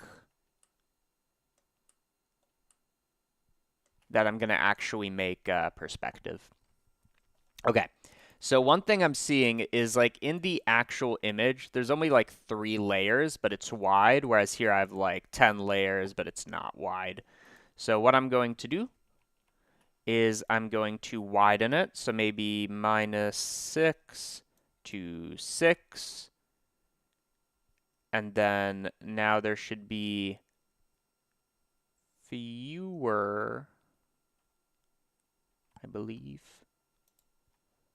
No. Make it like that. Yeah, I just need to distribute them better. Because I'm also going to make a ground plane. Like, it's fine if there's holes in between. And then to compensate, we should probably make the ground much bigger. Because if it goes -10 to 10, let's go 15. Or 15. Okay. Let's re-simulate. Let's re-simulate. Sir? I think you didn't hear me. Let's re-simulate. What is happening? Ah, I'm not looking at the output. Let's re-simulate. There we go.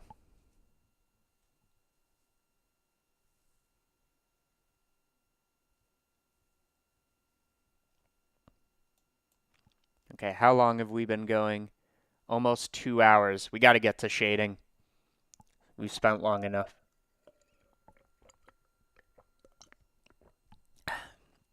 Meanwhile, while this bakes, I do want to say all the nodes that were like CGM nodes that you might have seen are available at cgmatter.com for free. Right? You just go to cgmatter.com, you get the add-on, which will let you auto-update. Because when I update it, you don't need to re-download it. At least that's what the add-on lets you do. You don't need to go to my GitHub or whatever. Also, a new blog post about the wedding that I put in the wrong order. But that one's interesting. Let's actually play. I'm going to play my wedding video that I made. So you can read all about it here. But I made a little video before the first dance. So it's about a relationship, so it's cutesy, okay?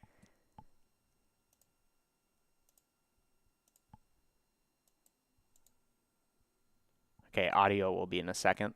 Although, wait. Let me just set one more thing up.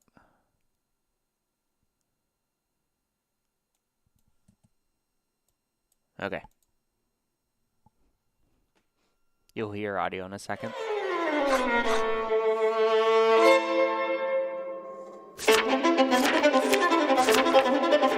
Used a lot of new, like, comfy UI. Usually on the keynote for this.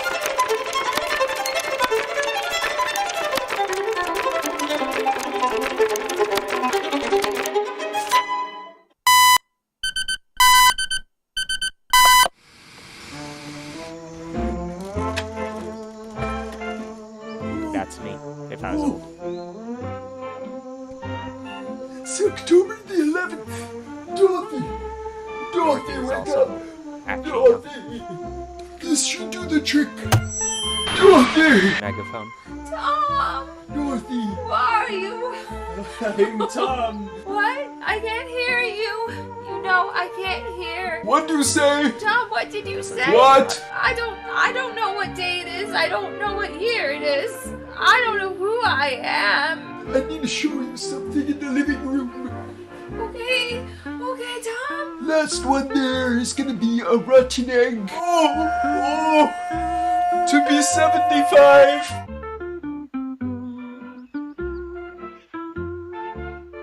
I found our very first photo. It's 100 kids. faded, but if we can remember, I want to remember. Remember. So this is how I remember it. We met at a bookstore, I was running super late. and I was volunteering there. But all of a sudden you had to talk to people because there was an odd number. And I had not talked to you yet. And I was going to talk to some other joker. I was talking to these two Indian, Pakistani girls. And I was like, not today. And so I told them, get out of your seat. I really did. And I remember thinking like, oh, he's pretty cute too. Do you remember the index card? Oh yeah, it said, who are you really? And you're like, how am I supposed to answer this? And then I said, well, who are you to your parents? Who are you to your friends? Part of it's a little cringe. I remember I said my mom would call me a daredevil. Yes. Like I'm some kind of, Like not adventure. Elvis. Louis Armstrong. No. Buzz, like the blind guy that runs around. No, What? it's like a superhero. No, it's not a, no. Do you remember what I said? I literally do not remember. I think I actually talked about how I'm extroverted. And who would have said that? Probably my friends and my family. We remember this. You got me a drink. Pumpkin beer. The event ended, and we're downstairs. So I do the hacky sack. You were trying to show off, and you got most of it. But then the times that you'd miss, I'd kind of make a little joke. I thought that was cute. So we went to the pub. Bebop Pub. That's where all the Berkeley kids play music, actually. I remember you texted me, like, because Wait, did we not kiss yet? No. Like, didn't we kiss and now we're like, oh, we should. No. We exchanged phone numbers, and then you had texted me, hey, there was a delay, and you looked at your phone, and you then texted, who is this? And then I got my phone, and I said, what? I just remember all of the sudden we're very close. Yeah. We're close. We kiss. Yeah. Best kiss of my life. Best Yeah. kiss of your life. Best kiss in my life. You sure? Yeah. I was like, I want to see this guy again. That first photo we ever took. So that's the video. Read the blog post. So that's there. There's free nodes there, and there's the member site. So check that out.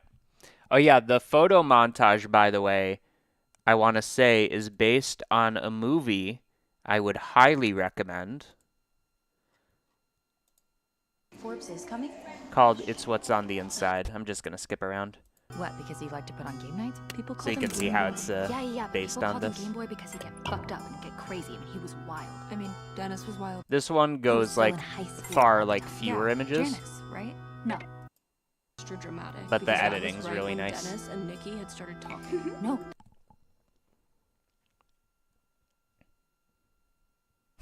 Alan Watts on the recommended. Okay, so clearly we're back to Giona. Clearly I did not make this big enough. That's fine because it's a fast sim. We'll make it 25 wide. Let's actually make it a bit taller. And also bump up the instances a little.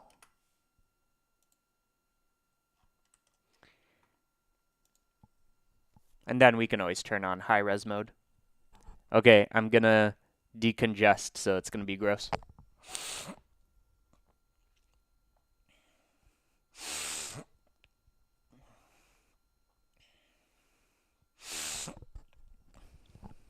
Recently, I found the joy of getting rid of your mucus either by breathing in or by blowing out.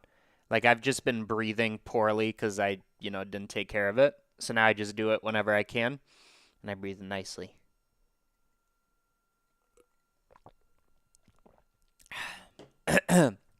The prompts are unofficial. They're from Arendelle something something. Arendale's like Discord. I only really look at Twitter for all of this, but here you go. So it's on Arendelle XYZ. Tomorrow is going to be Bouquet, which I have a good idea for, actually, but I'm not going to spoil it yet. Okay, so here we got the thing. We let them settle. Let's look at the view. Now that we know what this is going to look like.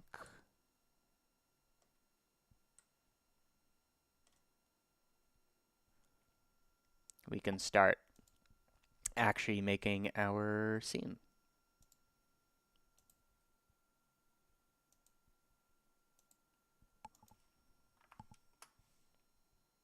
That's nice. And I definitely want to get some of this sky. Okay, so I'm going to go to cycles. Let's see what we got so far.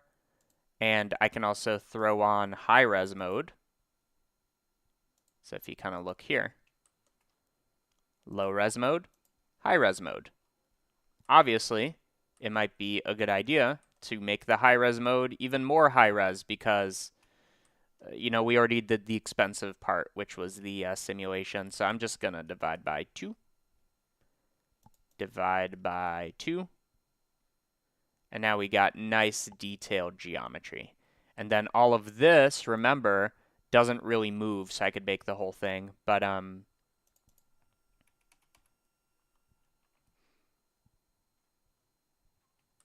that's pretty nice. And again, we're going to get the details in the material. I know I say it over and over and over again, but because we also have the initial position, that's going to help us do shading. Although I don't think it really matters. So I'm going to take all of this, and I'm going to bake it. And now the timeline should, if I like disconnect this, it should play really smoothly. The fact that it's not is because it's 11 million vertices. That is why. Although what I could do is if I look at the camera view, you're going to see like actually a good amount of it isn't on camera, so I could delete that. And there is a camera info node that helps with that, but I think even simpler is I'm just going to do an approximation. I'm going to pick the center of the image, and I'm going to add a empty. This still counts as procedural in my mind. Okay, so we have this empty, and then the idea is I'm going to delete based on the distance. What is happening here?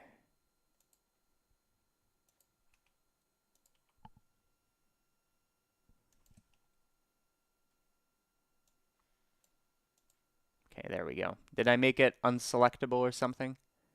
I don't know. So we have that.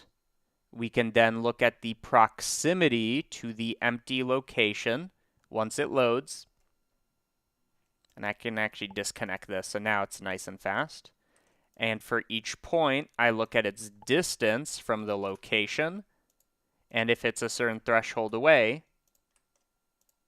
then I will delete it. And that's just for rendering purposes. So distance, if it is less than, no, if it's greater than some number, then delete it. Okay, and now we're going to have to visualize it just to see what's happening. Okay, so I set it to 1. You can see, and then as I expand this, again, just an approximation, but it should be better than not having it.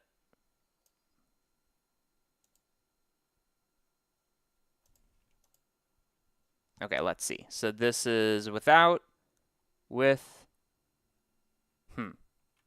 7. Let's see our savings. So we went from 11 million vertices to 6.5. That's worth it. That's worth it. And I can position this. I need my camera to be more visible because I do not know where it is.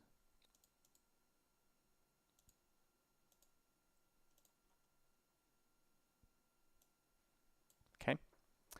I'm going to move it a little further away just so it captures more of that background. Even more. And that should let me help it be even smaller. 6.5. Okay, so now we are down to 5 million. And that in itself is also something that can be baked. So I'm going to go to frame 100. I'm going to bake. And now we're closer to real time. Again, you can do more advanced culling. And I'm not going to do that. Okay. So now let's start the shading process. I'm done with the geometry, I believe. what am I trying to do? Can somebody remind me? I'm trying to hide the camera. Okay, so let's look in cycles. And the first thing I'm going to do is let's pick, I'm counting HDRIs as cheating. So it needs to be a node. So I'm going to use a sky texture.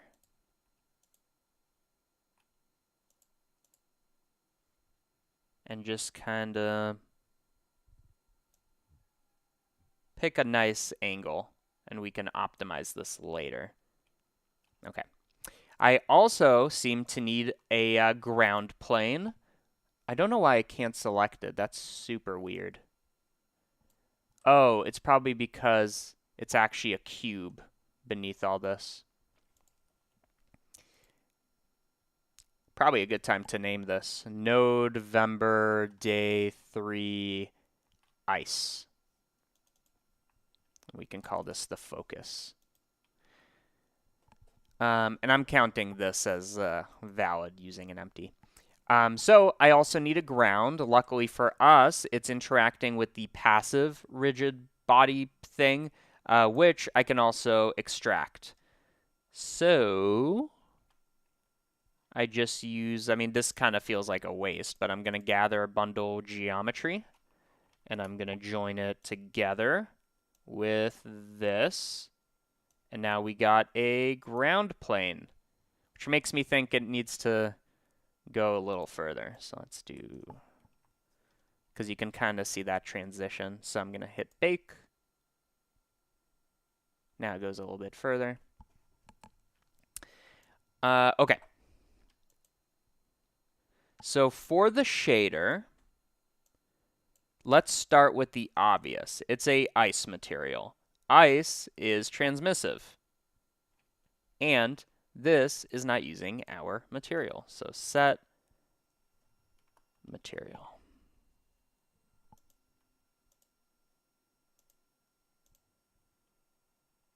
Okay. So now it's using that, and we expect it to be, oh, you know what? This has not been set to use my GPU. And for some reason, it doesn't have optics. Okay, there we go. That's how you crash. What I could always do is, because we kind of finished with the physics part, which is what I needed this build for, I can totally render using a normal Blender, but I'm just going to try to see if I can enable this. I mean, I don't like that. I don't like that it doesn't have optics, but let's see. We have CUDA. It's probably going to try to compile render kernels or whatever it does. Okay. While that happens, I'm going to read the chat. Did Blender make you proficient with real cameras, like with focal length, aperture, f-stop? No, it did not. But using a real camera, like if you have a DSLR, lets you kind of get a sense of what's going on. And I wouldn't say I know how to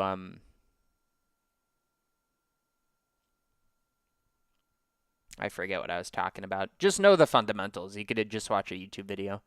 And as for like composition, just ask yourself, does this look nice? You'll know if it looks nice. Okay, let's set another goal. Share how you'll celebrate. A tiny thank you.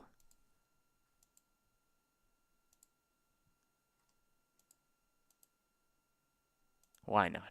It's free money if anybody wants to. Okay. Camera calling with adaptive subdivision? No, because if I do adaptive subdivision, then I got to use the displace modifier and stuff. Well, no, I know what you mean. I just don't want to mess with it. I just want it all in one GeoNodes group. I kind of like the look of that, or the feel of that.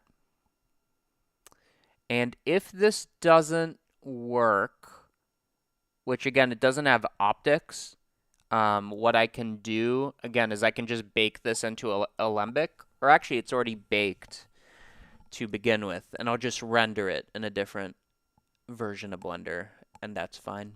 But while that takes a moment, let us read Twitter.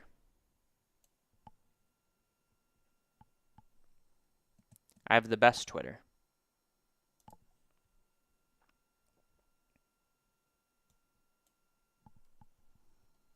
And we can just kind of keep that in the background. Okay, what's new? Enough pumpkins, next some fire. I got the Nodevember people. Oh, I like that. That's another creative use. I showed it, but if you haven't seen it, my day 2 was roasting a marshmallow. And I'm not just kind of faking it. There's actually heat transmission and stuff, which will roast it over time. Kind of like in real time. I mean, it takes like about a minute, right? So that was my fire. And then I also made a post that shows like the cook map, as I call it.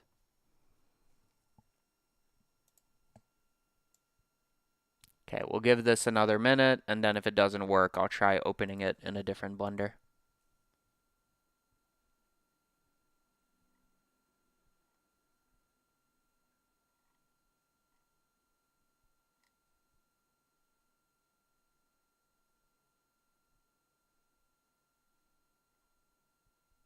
Another thing we can do while we wait is we can see what's new, what people are cooking up in a blender.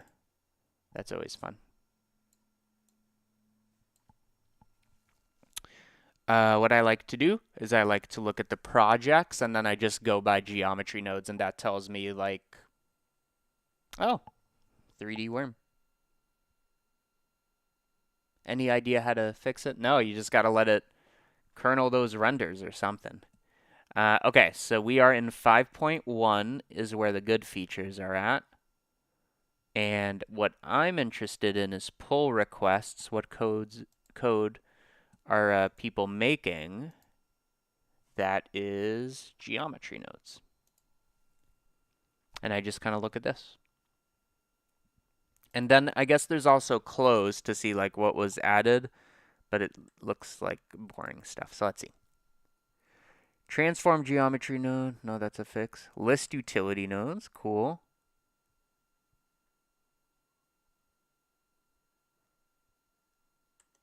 I just look for any new node and then read it.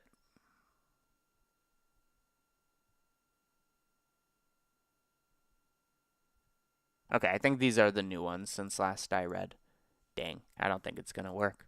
Okay, add normal blend node mode to mix node.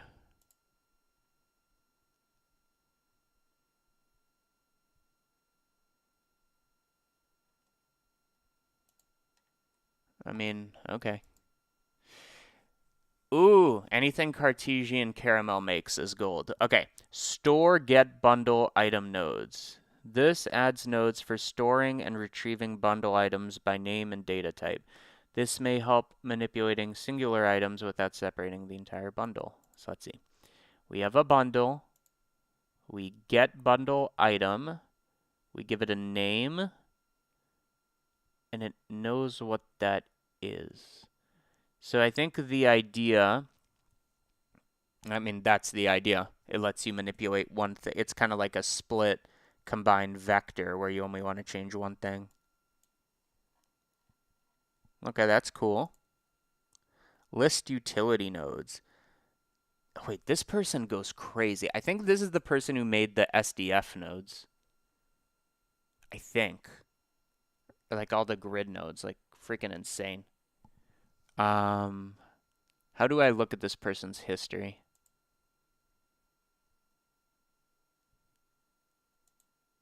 I think it might be a different person, but somebody went crazy and just made a bunch of nodes.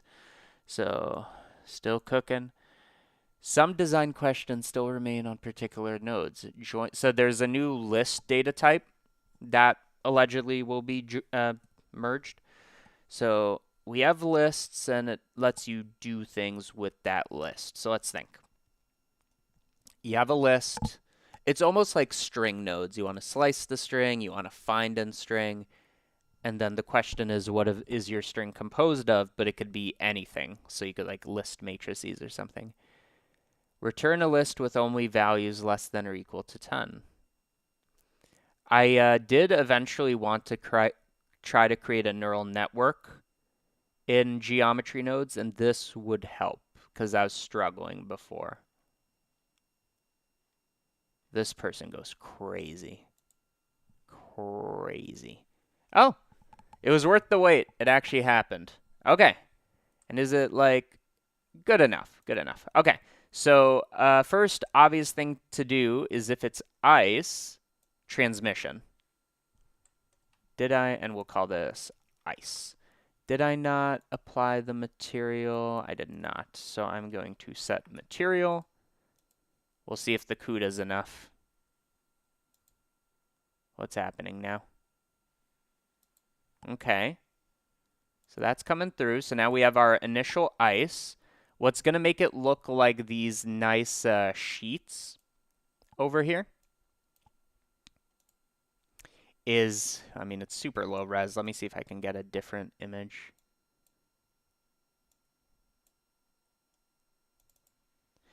Is it's kind of very reflective and wet, and there's almost like a snow pass on top. So roughness, that's got to go. So now it's looking much shinier. I'm going to make it full brightness, and then maybe a little bit more roughness. And then what makes ice look like ice is the subsurface. So this actually is something that has subsurface scattering. So if I turn on the weight, the subsurface, which you can control the light penetration here, the subsurface is actually blue on ice. So 1, 0, 0. And we might need a different camera angle to actually see that.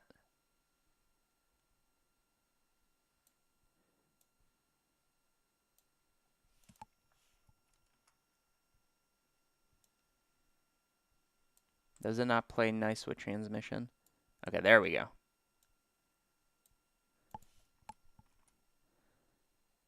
So you just got to kind of, I don't know exactly how to get the right color here. That's closer.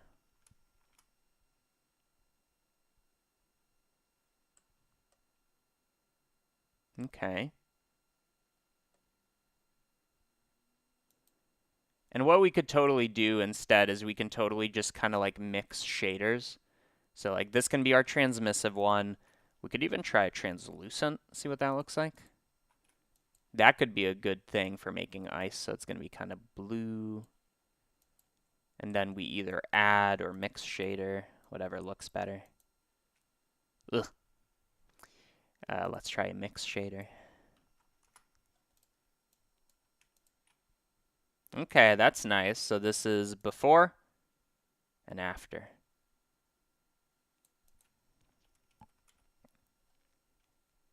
And don't forget, a lot of this is highly, and are we looking at the high-res version?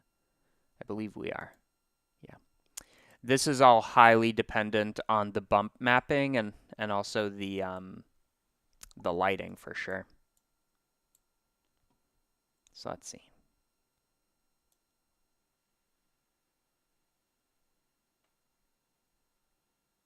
So I'm just looking for kind of like a high contrast situation where you see all the shadows.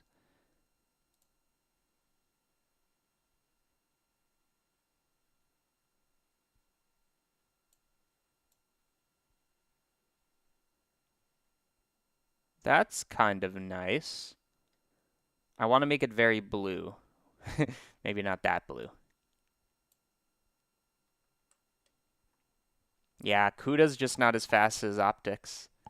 That's just what it is.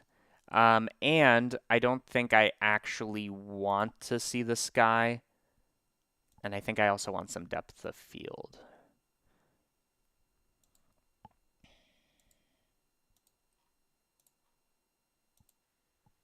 Okay, that's much easier to look at. Now in the ice, this is way too saturated, even though I love the idea of pushing that subsurface. You got to be tasteful. You just have to. You don't have a choice. What happens if I darken it? then it ceases to look like ice. That's what it is.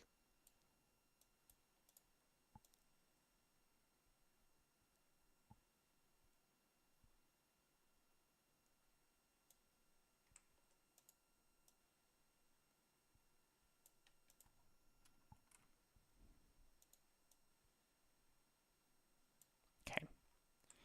Next thing I'm going to add is I think we should probably go for the bump mapping, right? Oh, we don't have optics denoiser because there's no optics.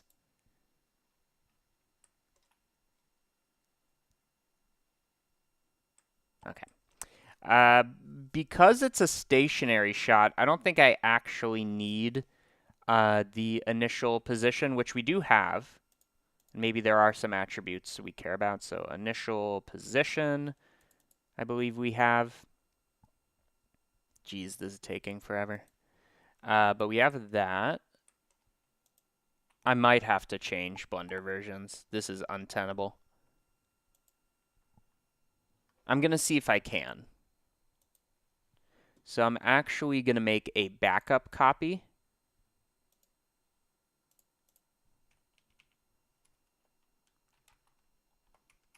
And see if we can render that in a different version of Blender, because I can't. I could. I might, but I don't want to.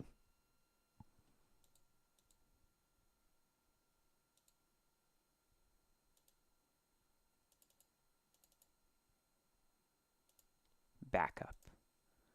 Now, what I'm hoping is because I use the bake node exactly, you'll see right here, some of the nodes are going to be undefined, but because we use this bake, that's what saves us. That's why we're fine. I say. Let's see. What is happening? Is it... Maybe it is glitchy.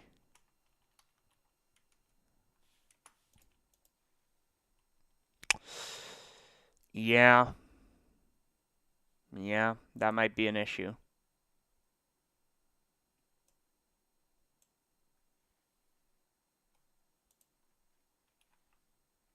Okay. Well, in that case, here's what I'm going to do. I am going to export this as an alembic, and this is just for shading purposes. Okay? Like, I know alembic is no longer nodes, but that we're just making the material. So I'm going to open up Blender Physics branch. Oh, it's the world shader. That's what's up. Thank you. Thank you, Nick Trick. Thank you. Okay, let's try that again. So we have this. We look at the world. Aha, you're so right. Thank you. Thank you, thank you, thank you. Okay, edit preferences, system. Now we got our optics, and we could even denoise quickly. Oh, beautiful. Okay, great. So now in geometry nodes, we do have this issue. However, I can just copy out the cube. And again, this is just for visualization purposes.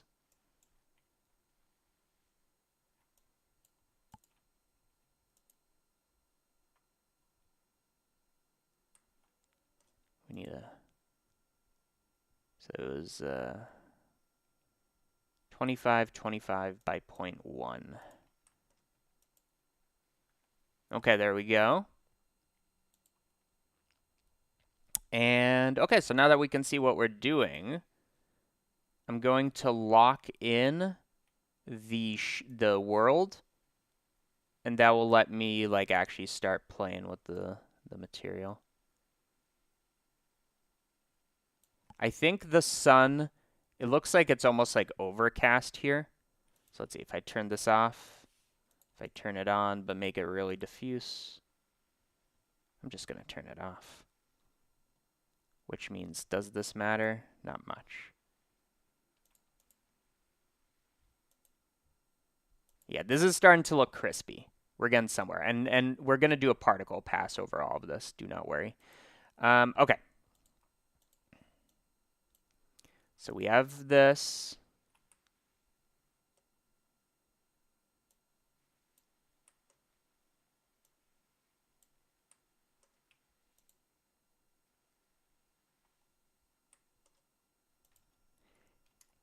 And I think what we need to do is it's almost like just scratches. It's just scratches. I do want to try a few more things before I commit.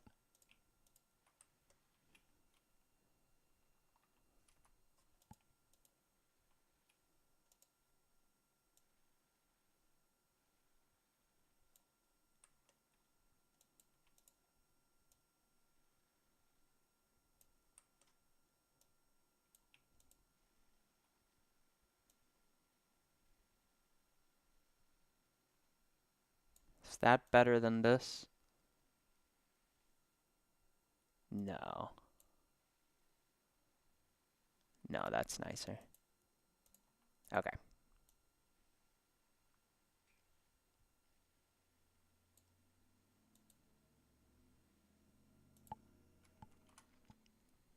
And, oh, one thing is the IOR of ice, the index of refraction, is 1.33. This actually matters a lot. Look what happens if I set it to 1. Okay, so clearly that matters. So it's a 1.33. That should do something. Now we have that. Great. And now let's add some bump mapping or something. So, what happens if I make the roughness rough? Okay, what happens if I make it shiny? Okay, so I think we should maybe have some variation in the roughness. What about no specular? What about max specular? Doesn't care about that. Okay, so noise texture, bring that up.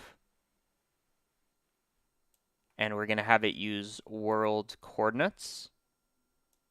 Or like object coordinates, whatever. And we're going to use this as a detail pass. Just like that.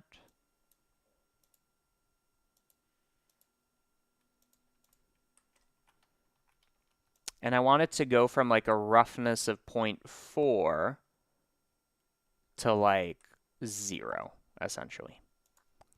So let's up the contrast. We're going to go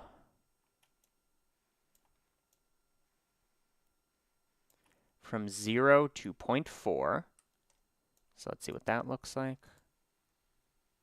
Before, after. Okay, and maybe it shouldn't actually go to 0, but 0.15. Next, I'm going to add a bump pass.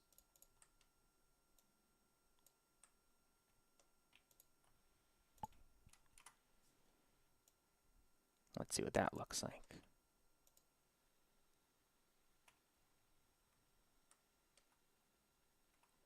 By the way, Control B, I think, to just render a portion. So without bump, with bump, with some bump. Great. Now I want to try to see what happens if I take a wave texture, make that super high, or even gabber noise is kind of like a new one. It's kind of like just a more interesting version. And what happens if this also contributes to the strength, or to the bump mapping? Now we have these nice lines. I do like that, actually. What if I make it 3D? Yeah, buddy.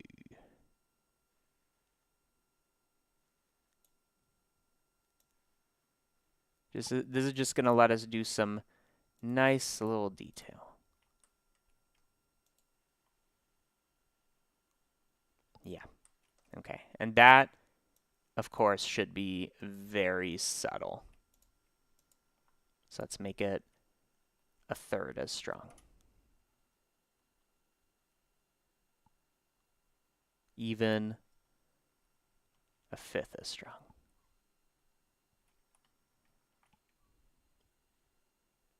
Okay.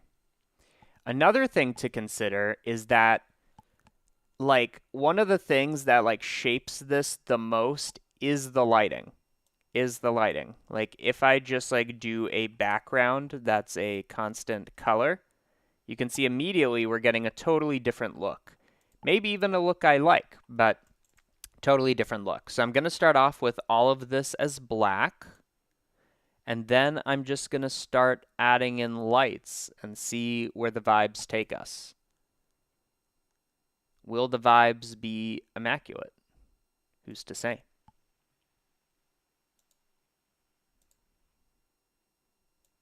So I'm going to make this like a nice little window we can look at. And this is going to be our play area. Yeah, I think this is definitely the way we want to go. We definitely want to sculpt our light. So I'm going to orient it at the empty. That's going to be kind of our target. And then is our empty at the world origin, basically. So I can then pivot this on the 3D cursor. I can scale to make that further away. Is this not? Oh, I see. Move the 3D cursor there. There we go. Now we can kind of sculpt.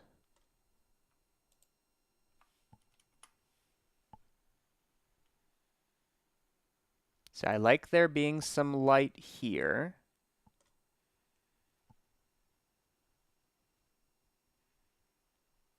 Something like that. I just rotate it until it looks good. That's my secret.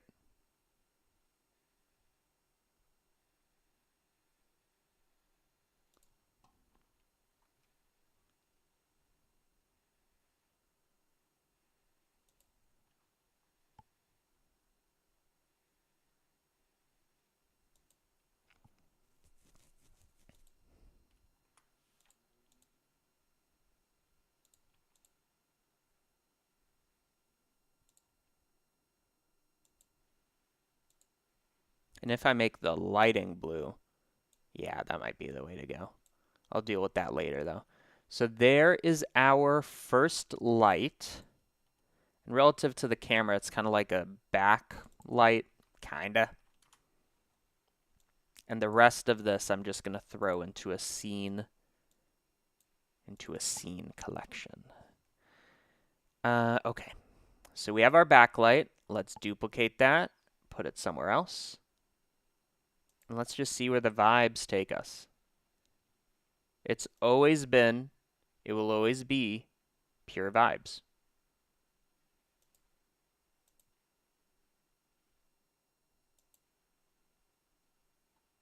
Okay. Now if we add in the world and make it really dim.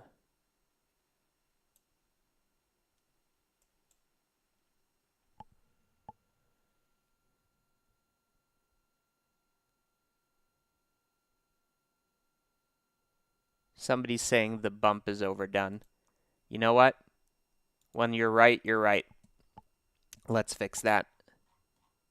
Although that is geometry nodes land, which we want to keep in the physics build. So I'll do that later, but I do agree.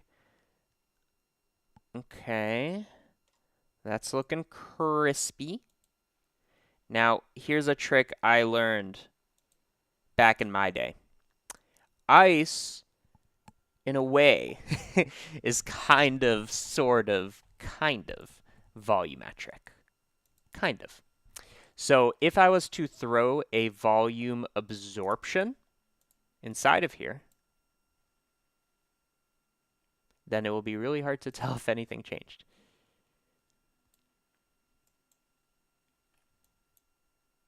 But what if I did a emission?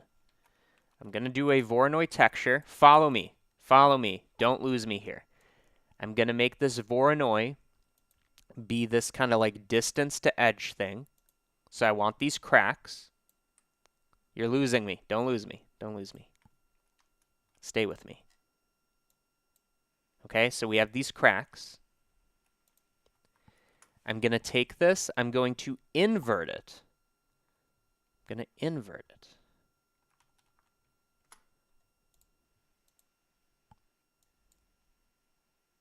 Now, one thing I want you to note is this, what we're making here, is 3D, right? This is 3D Voronoi, not 2D. What that means is I can plug it into the volume. And that means something, maybe. I'm just going to bring down the roughness temporarily so I can just see what's happening. So this is without, this is with. What if I multiply it by a massive number? Like it should be treated as like a three-dimensional volumetric emission. There you go. There you go. So obviously it's overdone, but just trying to show my point here.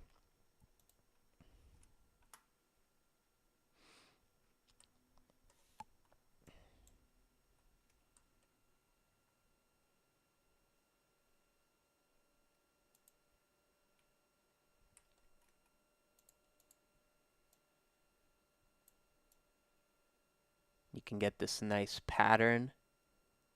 Nice kind of cracking pattern.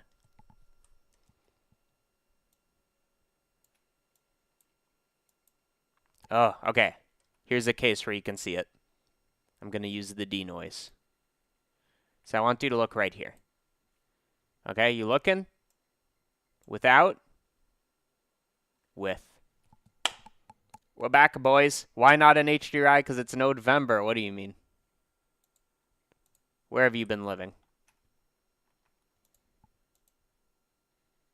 Oh, it hasn't even been shade smoothed. No wonder. So again, before, after. The crispiness. The crispiness.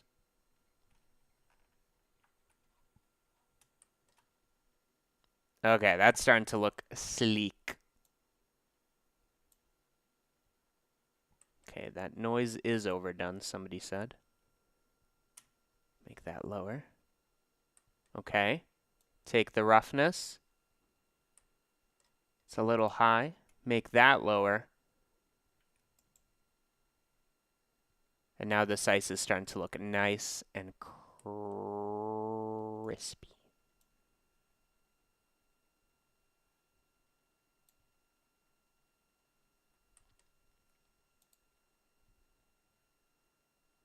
That's so good.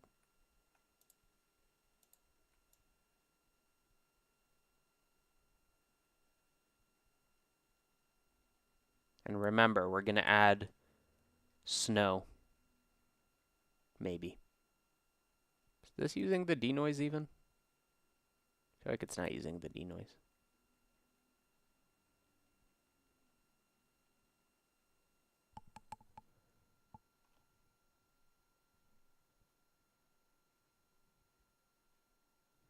Now, another thing to consider is we have these cracks.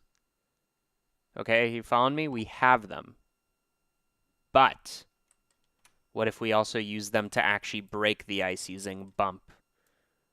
Okay, so let's see what that looks like. Okay, so this is our normal map. Now this is our normal map. I think we invert it so it goes inwards. Okay, I totally cannot see what's happening here. Let me just get rid of the volume a moment.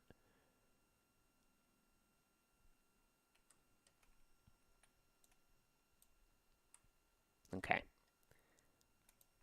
Without. With. I see it. I don't know if it comes through in the live stream. If I like bump this up, I think you'll be able to see it. Maybe. What if I bump up the strength to like 10? Or sorry, multiply this by 10. Or 100.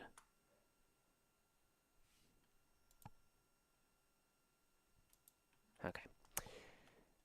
Believe me, it adds. It adds render time is what it adds. Am I right, boys? Okay. It's beautiful. And then if I want to make it even shinier, I don't know if it interacts well, but I wonder if clear coat works. Because it does, in a way, maybe have a clear coat. I'm not sure.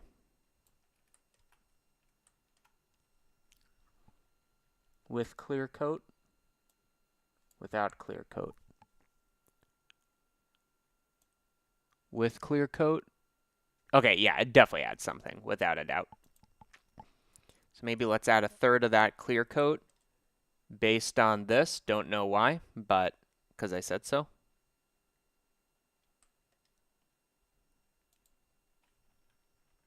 Okay. Okay. That's crispy.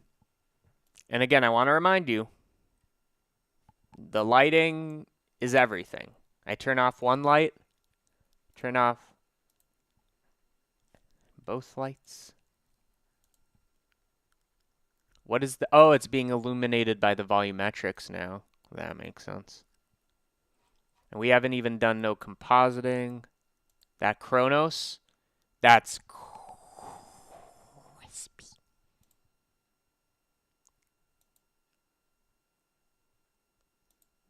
I mean, I've seen some ice in my day, but nothing like this.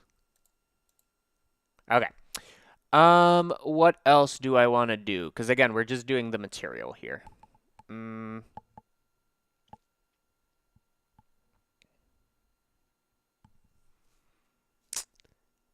It's almost like...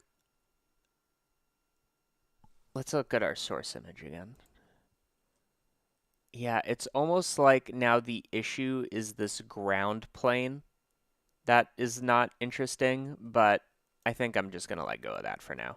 And instead, let's add some good old deptho field, which we have this like focus empty that everything is based off of. So let's put that focus empty to the test. I like to set it to 0.1 just to kind of see. And then I just bring it up over time. So 1, that's fine. 2. Let's look at the corner here. Without, with. 2.8. Yeah? Yeah. Okay. And that should blur out the background just a little. Final trick, might not use it, but I've been using it all the time, is just throwing on a volume. If I do, again, that has to be in the physics build, but whatever. Volume cube, join. Let's just do it in solid view. So that's got to be quite big. Whoops. -10. -4. -8. 2, 8.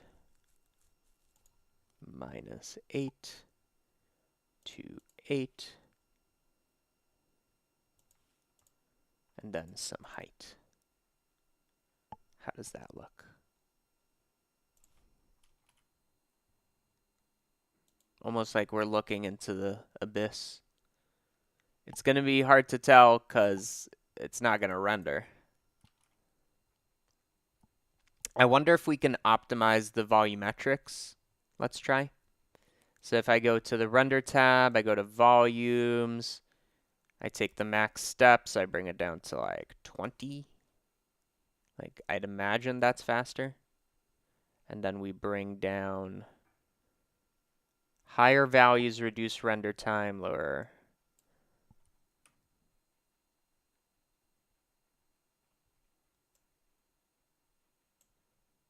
It's always been vibes. Okay. I think that's too expensive. Instead, I'm going to use the mist pass. So I like my ambient occlusion. I like my... So I think I'm just going to end up exporting it to Alembic and rendering here, is what it seems like. Crispy. Ambient occlusion, Normal. I have some good ideas with the normal, if I can ever find it. I like the normal. I'm going to enable the mist. The mist is the cheap man's volumetric. So if I look at the mist, like, that's fine, right? If I look at the top view, which I'll do here, if I look at the top view, we can actually set the limits on the mist pass. So in the viewport display, enable mist. That's going to show you these, little handles. And let's make the ground actually go way into the distance, because that costs us nothing, like 100. And now we have that nice fade off. Okay, so I like my mist, I like my normal, I like my ambient occlusion, and that's it. That's it. So we're in Compland.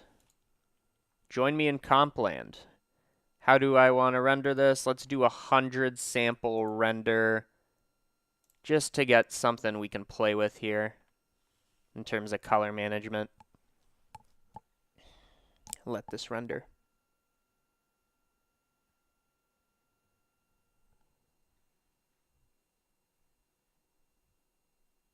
You like how it's stuck on sample 2? That's an indicator of quality. You might not know. Okay, why is it stuck on a sample of 2? Like, how could that take so much longer than a sample of 1? Something's not right.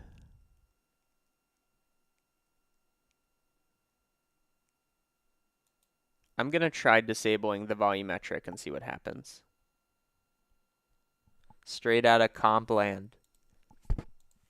That's what's up. So very quickly, I know it doesn't look as good. It's just a test. I'm going to turn off the volumetrics. Okay? I just want to see if it actually renders. Or if the issue is something else.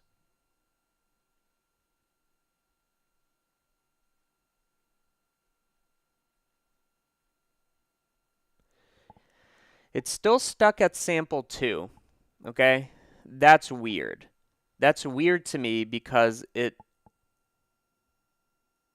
Oh, you know what it is? Maybe it's because of the fact that I'm live streaming. Maybe. But like here's the weird thing to me. It's working in the viewport. That's the weird thing to me. Like, it shouldn't be able to do that. So maybe let's hide this in the viewport. Like, I don't need to have that render at the same time. And if anybody has suggestions in the comments, now's the time. What is wrong?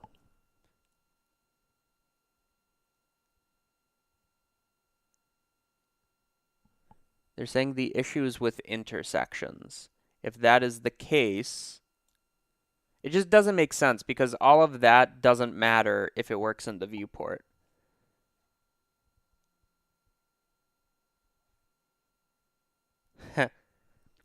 You funny.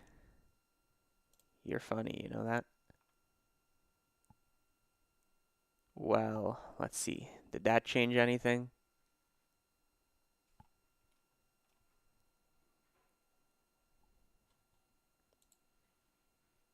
Oh, wait.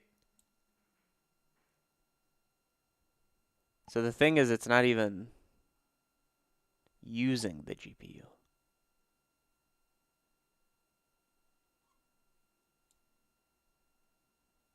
That's the weird part. Like, it gave up. Oh, caustics. Good call. Good call. I just feel like that would also show in the viewport. So, like, why is it working in the viewport? But that's a great call. That's a great call. No caustics for sure. How about now? Like, even though that didn't fix it, I think no caustics is definitely a good call.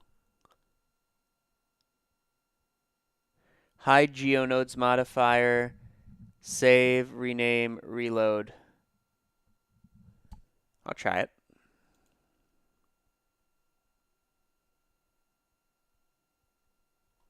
Yeah, because it might be the 5.0 compatibility thing, I would believe. I could even apply this, right? Like, why not apply this? But before I do that, let's do the idea. So this is the backup version. I close. I let that sit for a moment. I open.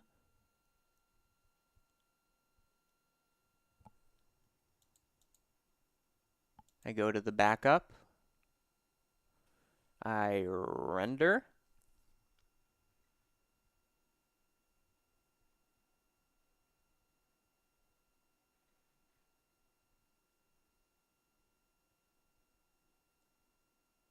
Sample 2. Has anybody recognized you in public? Rarely, but a few times. And it's never who or when you would expect. So it's saying 5 minutes remaining. Okay, sample 3, sample 4. Like, I'm fine if it takes like a minute to do the first 10 samples and then it just explodes in speed. I'm not fine with this.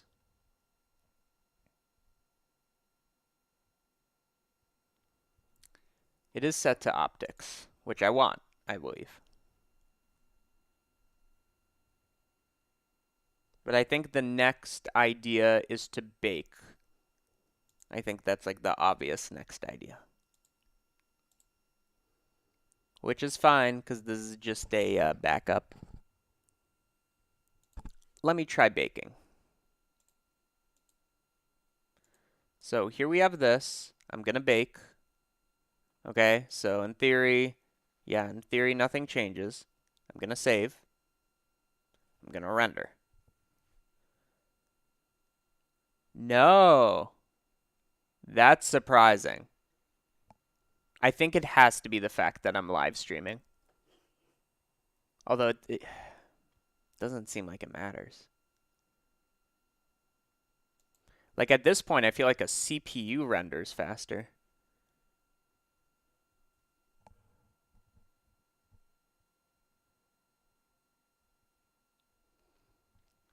Do you want to tell us a story when someone actually recognized you? The latest time it happened, it was a very old man. If you're watching, you're not that old, but very old, like 60 plus. And my wife and I are walking, we're talking, and this guy keeps looking behind me. Keeps looking. Or behind him. And I'm like, this guy's psycho. Like, I don't know what he wants from me. It turns out that he recognized me based on my voice. And then we talked, etc. But that was interesting. He just recognized me based on my voice of me talking to my wife.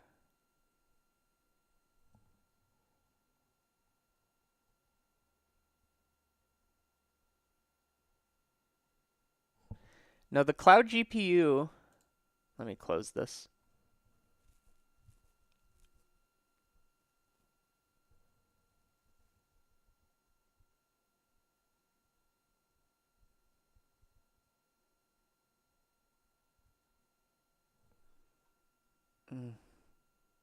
I just read, I know it's glitchy, but I just read the tile size idea, which I like. Or even like decreasing, let's just try decreasing the light paths. Like that feels like easy. Total maximum number of bounces. How about 2? How about that? Like how could that not be it? Like light's just bouncing, it's refracting, like that has to be it.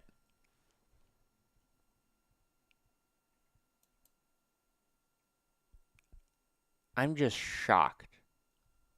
I'm going to try the tile size thing, and if that doesn't work, I'm just going to render off stream, because you already saw how I made it. Like, this is not the interesting part.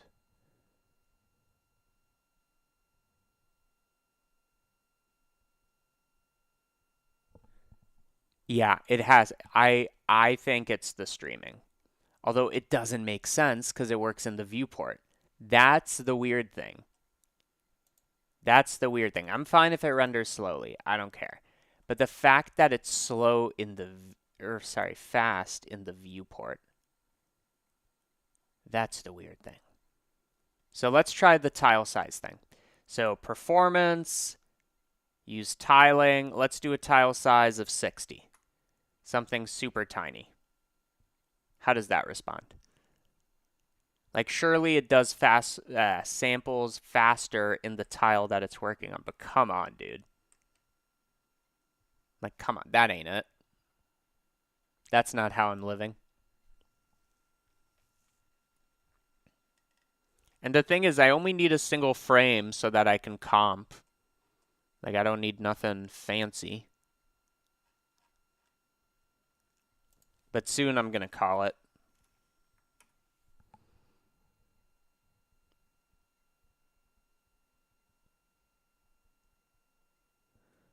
And the pixel filter to 1 pixel. Try different Blender version if geometry nodes don't conflict. Well, in that case, I may as well just clean it up so that the node group doesn't exist. Because I could see that. I could see the incompatibility being a thing. Okay, so now I've cleared it. I'm going to restart Blender.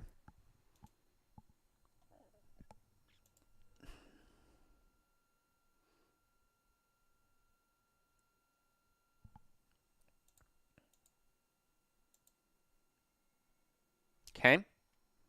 So now it should be nice and clean and cleared, and let's see.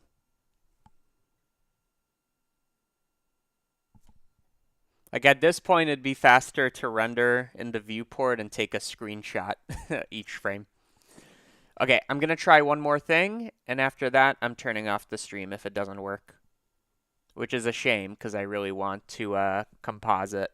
I think that's where it will really pop. What I'm going to try is I'm going to try to go to CUDA and see if that helps.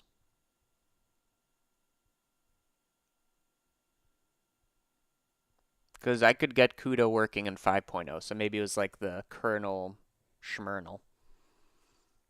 So let's see. Edit Preferences System, CUDA,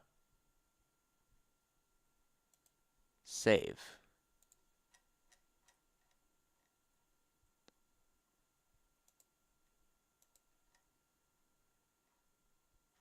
I'm just going to cycle this one time and render.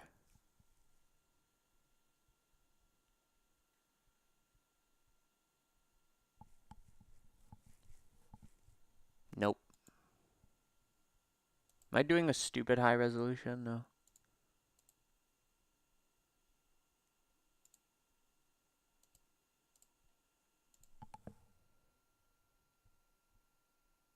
Like, listen, I understand the caustics. I get it.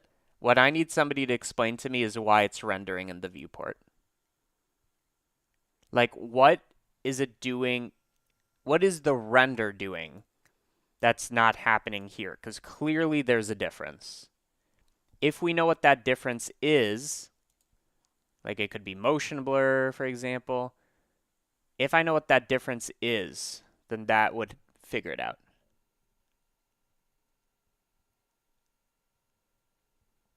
Like, listen, I understand it's a high render, but it's working in the viewport. You understand? That's like the big thing.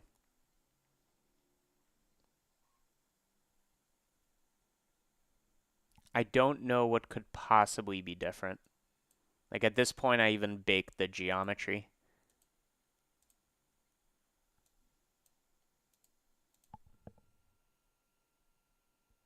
Resolution's different in viewport.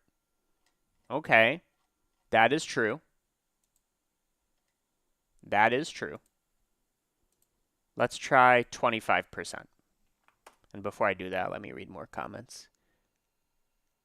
Resolution is different in the viewport. It is. And then what if I also, again, decrease some of these?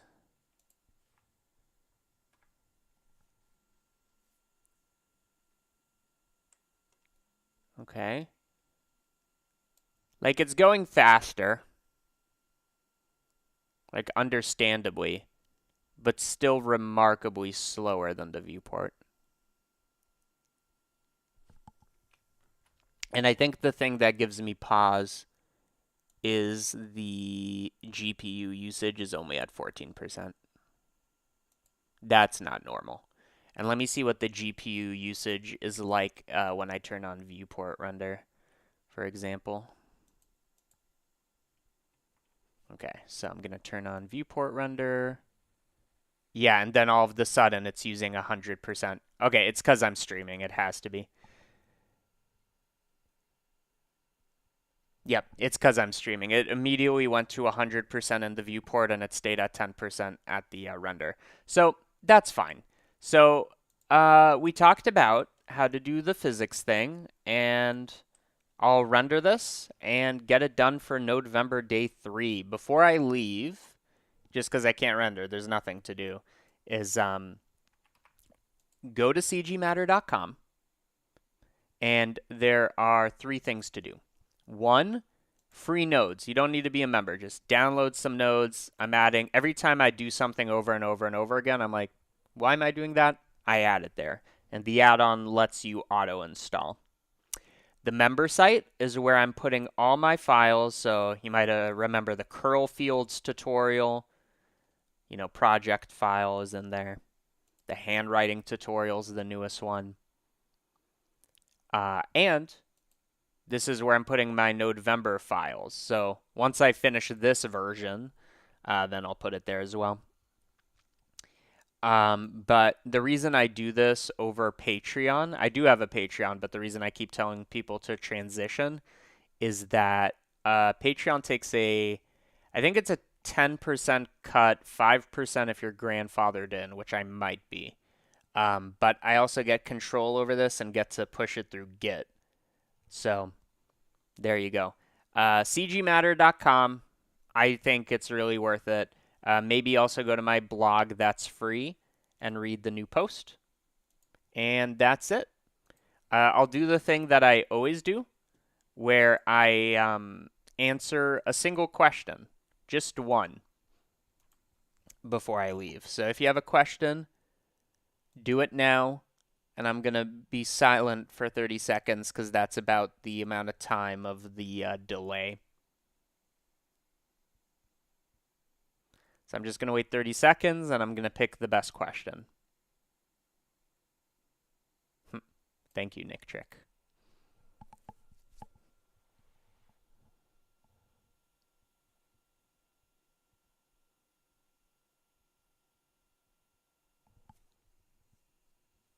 Who will it be?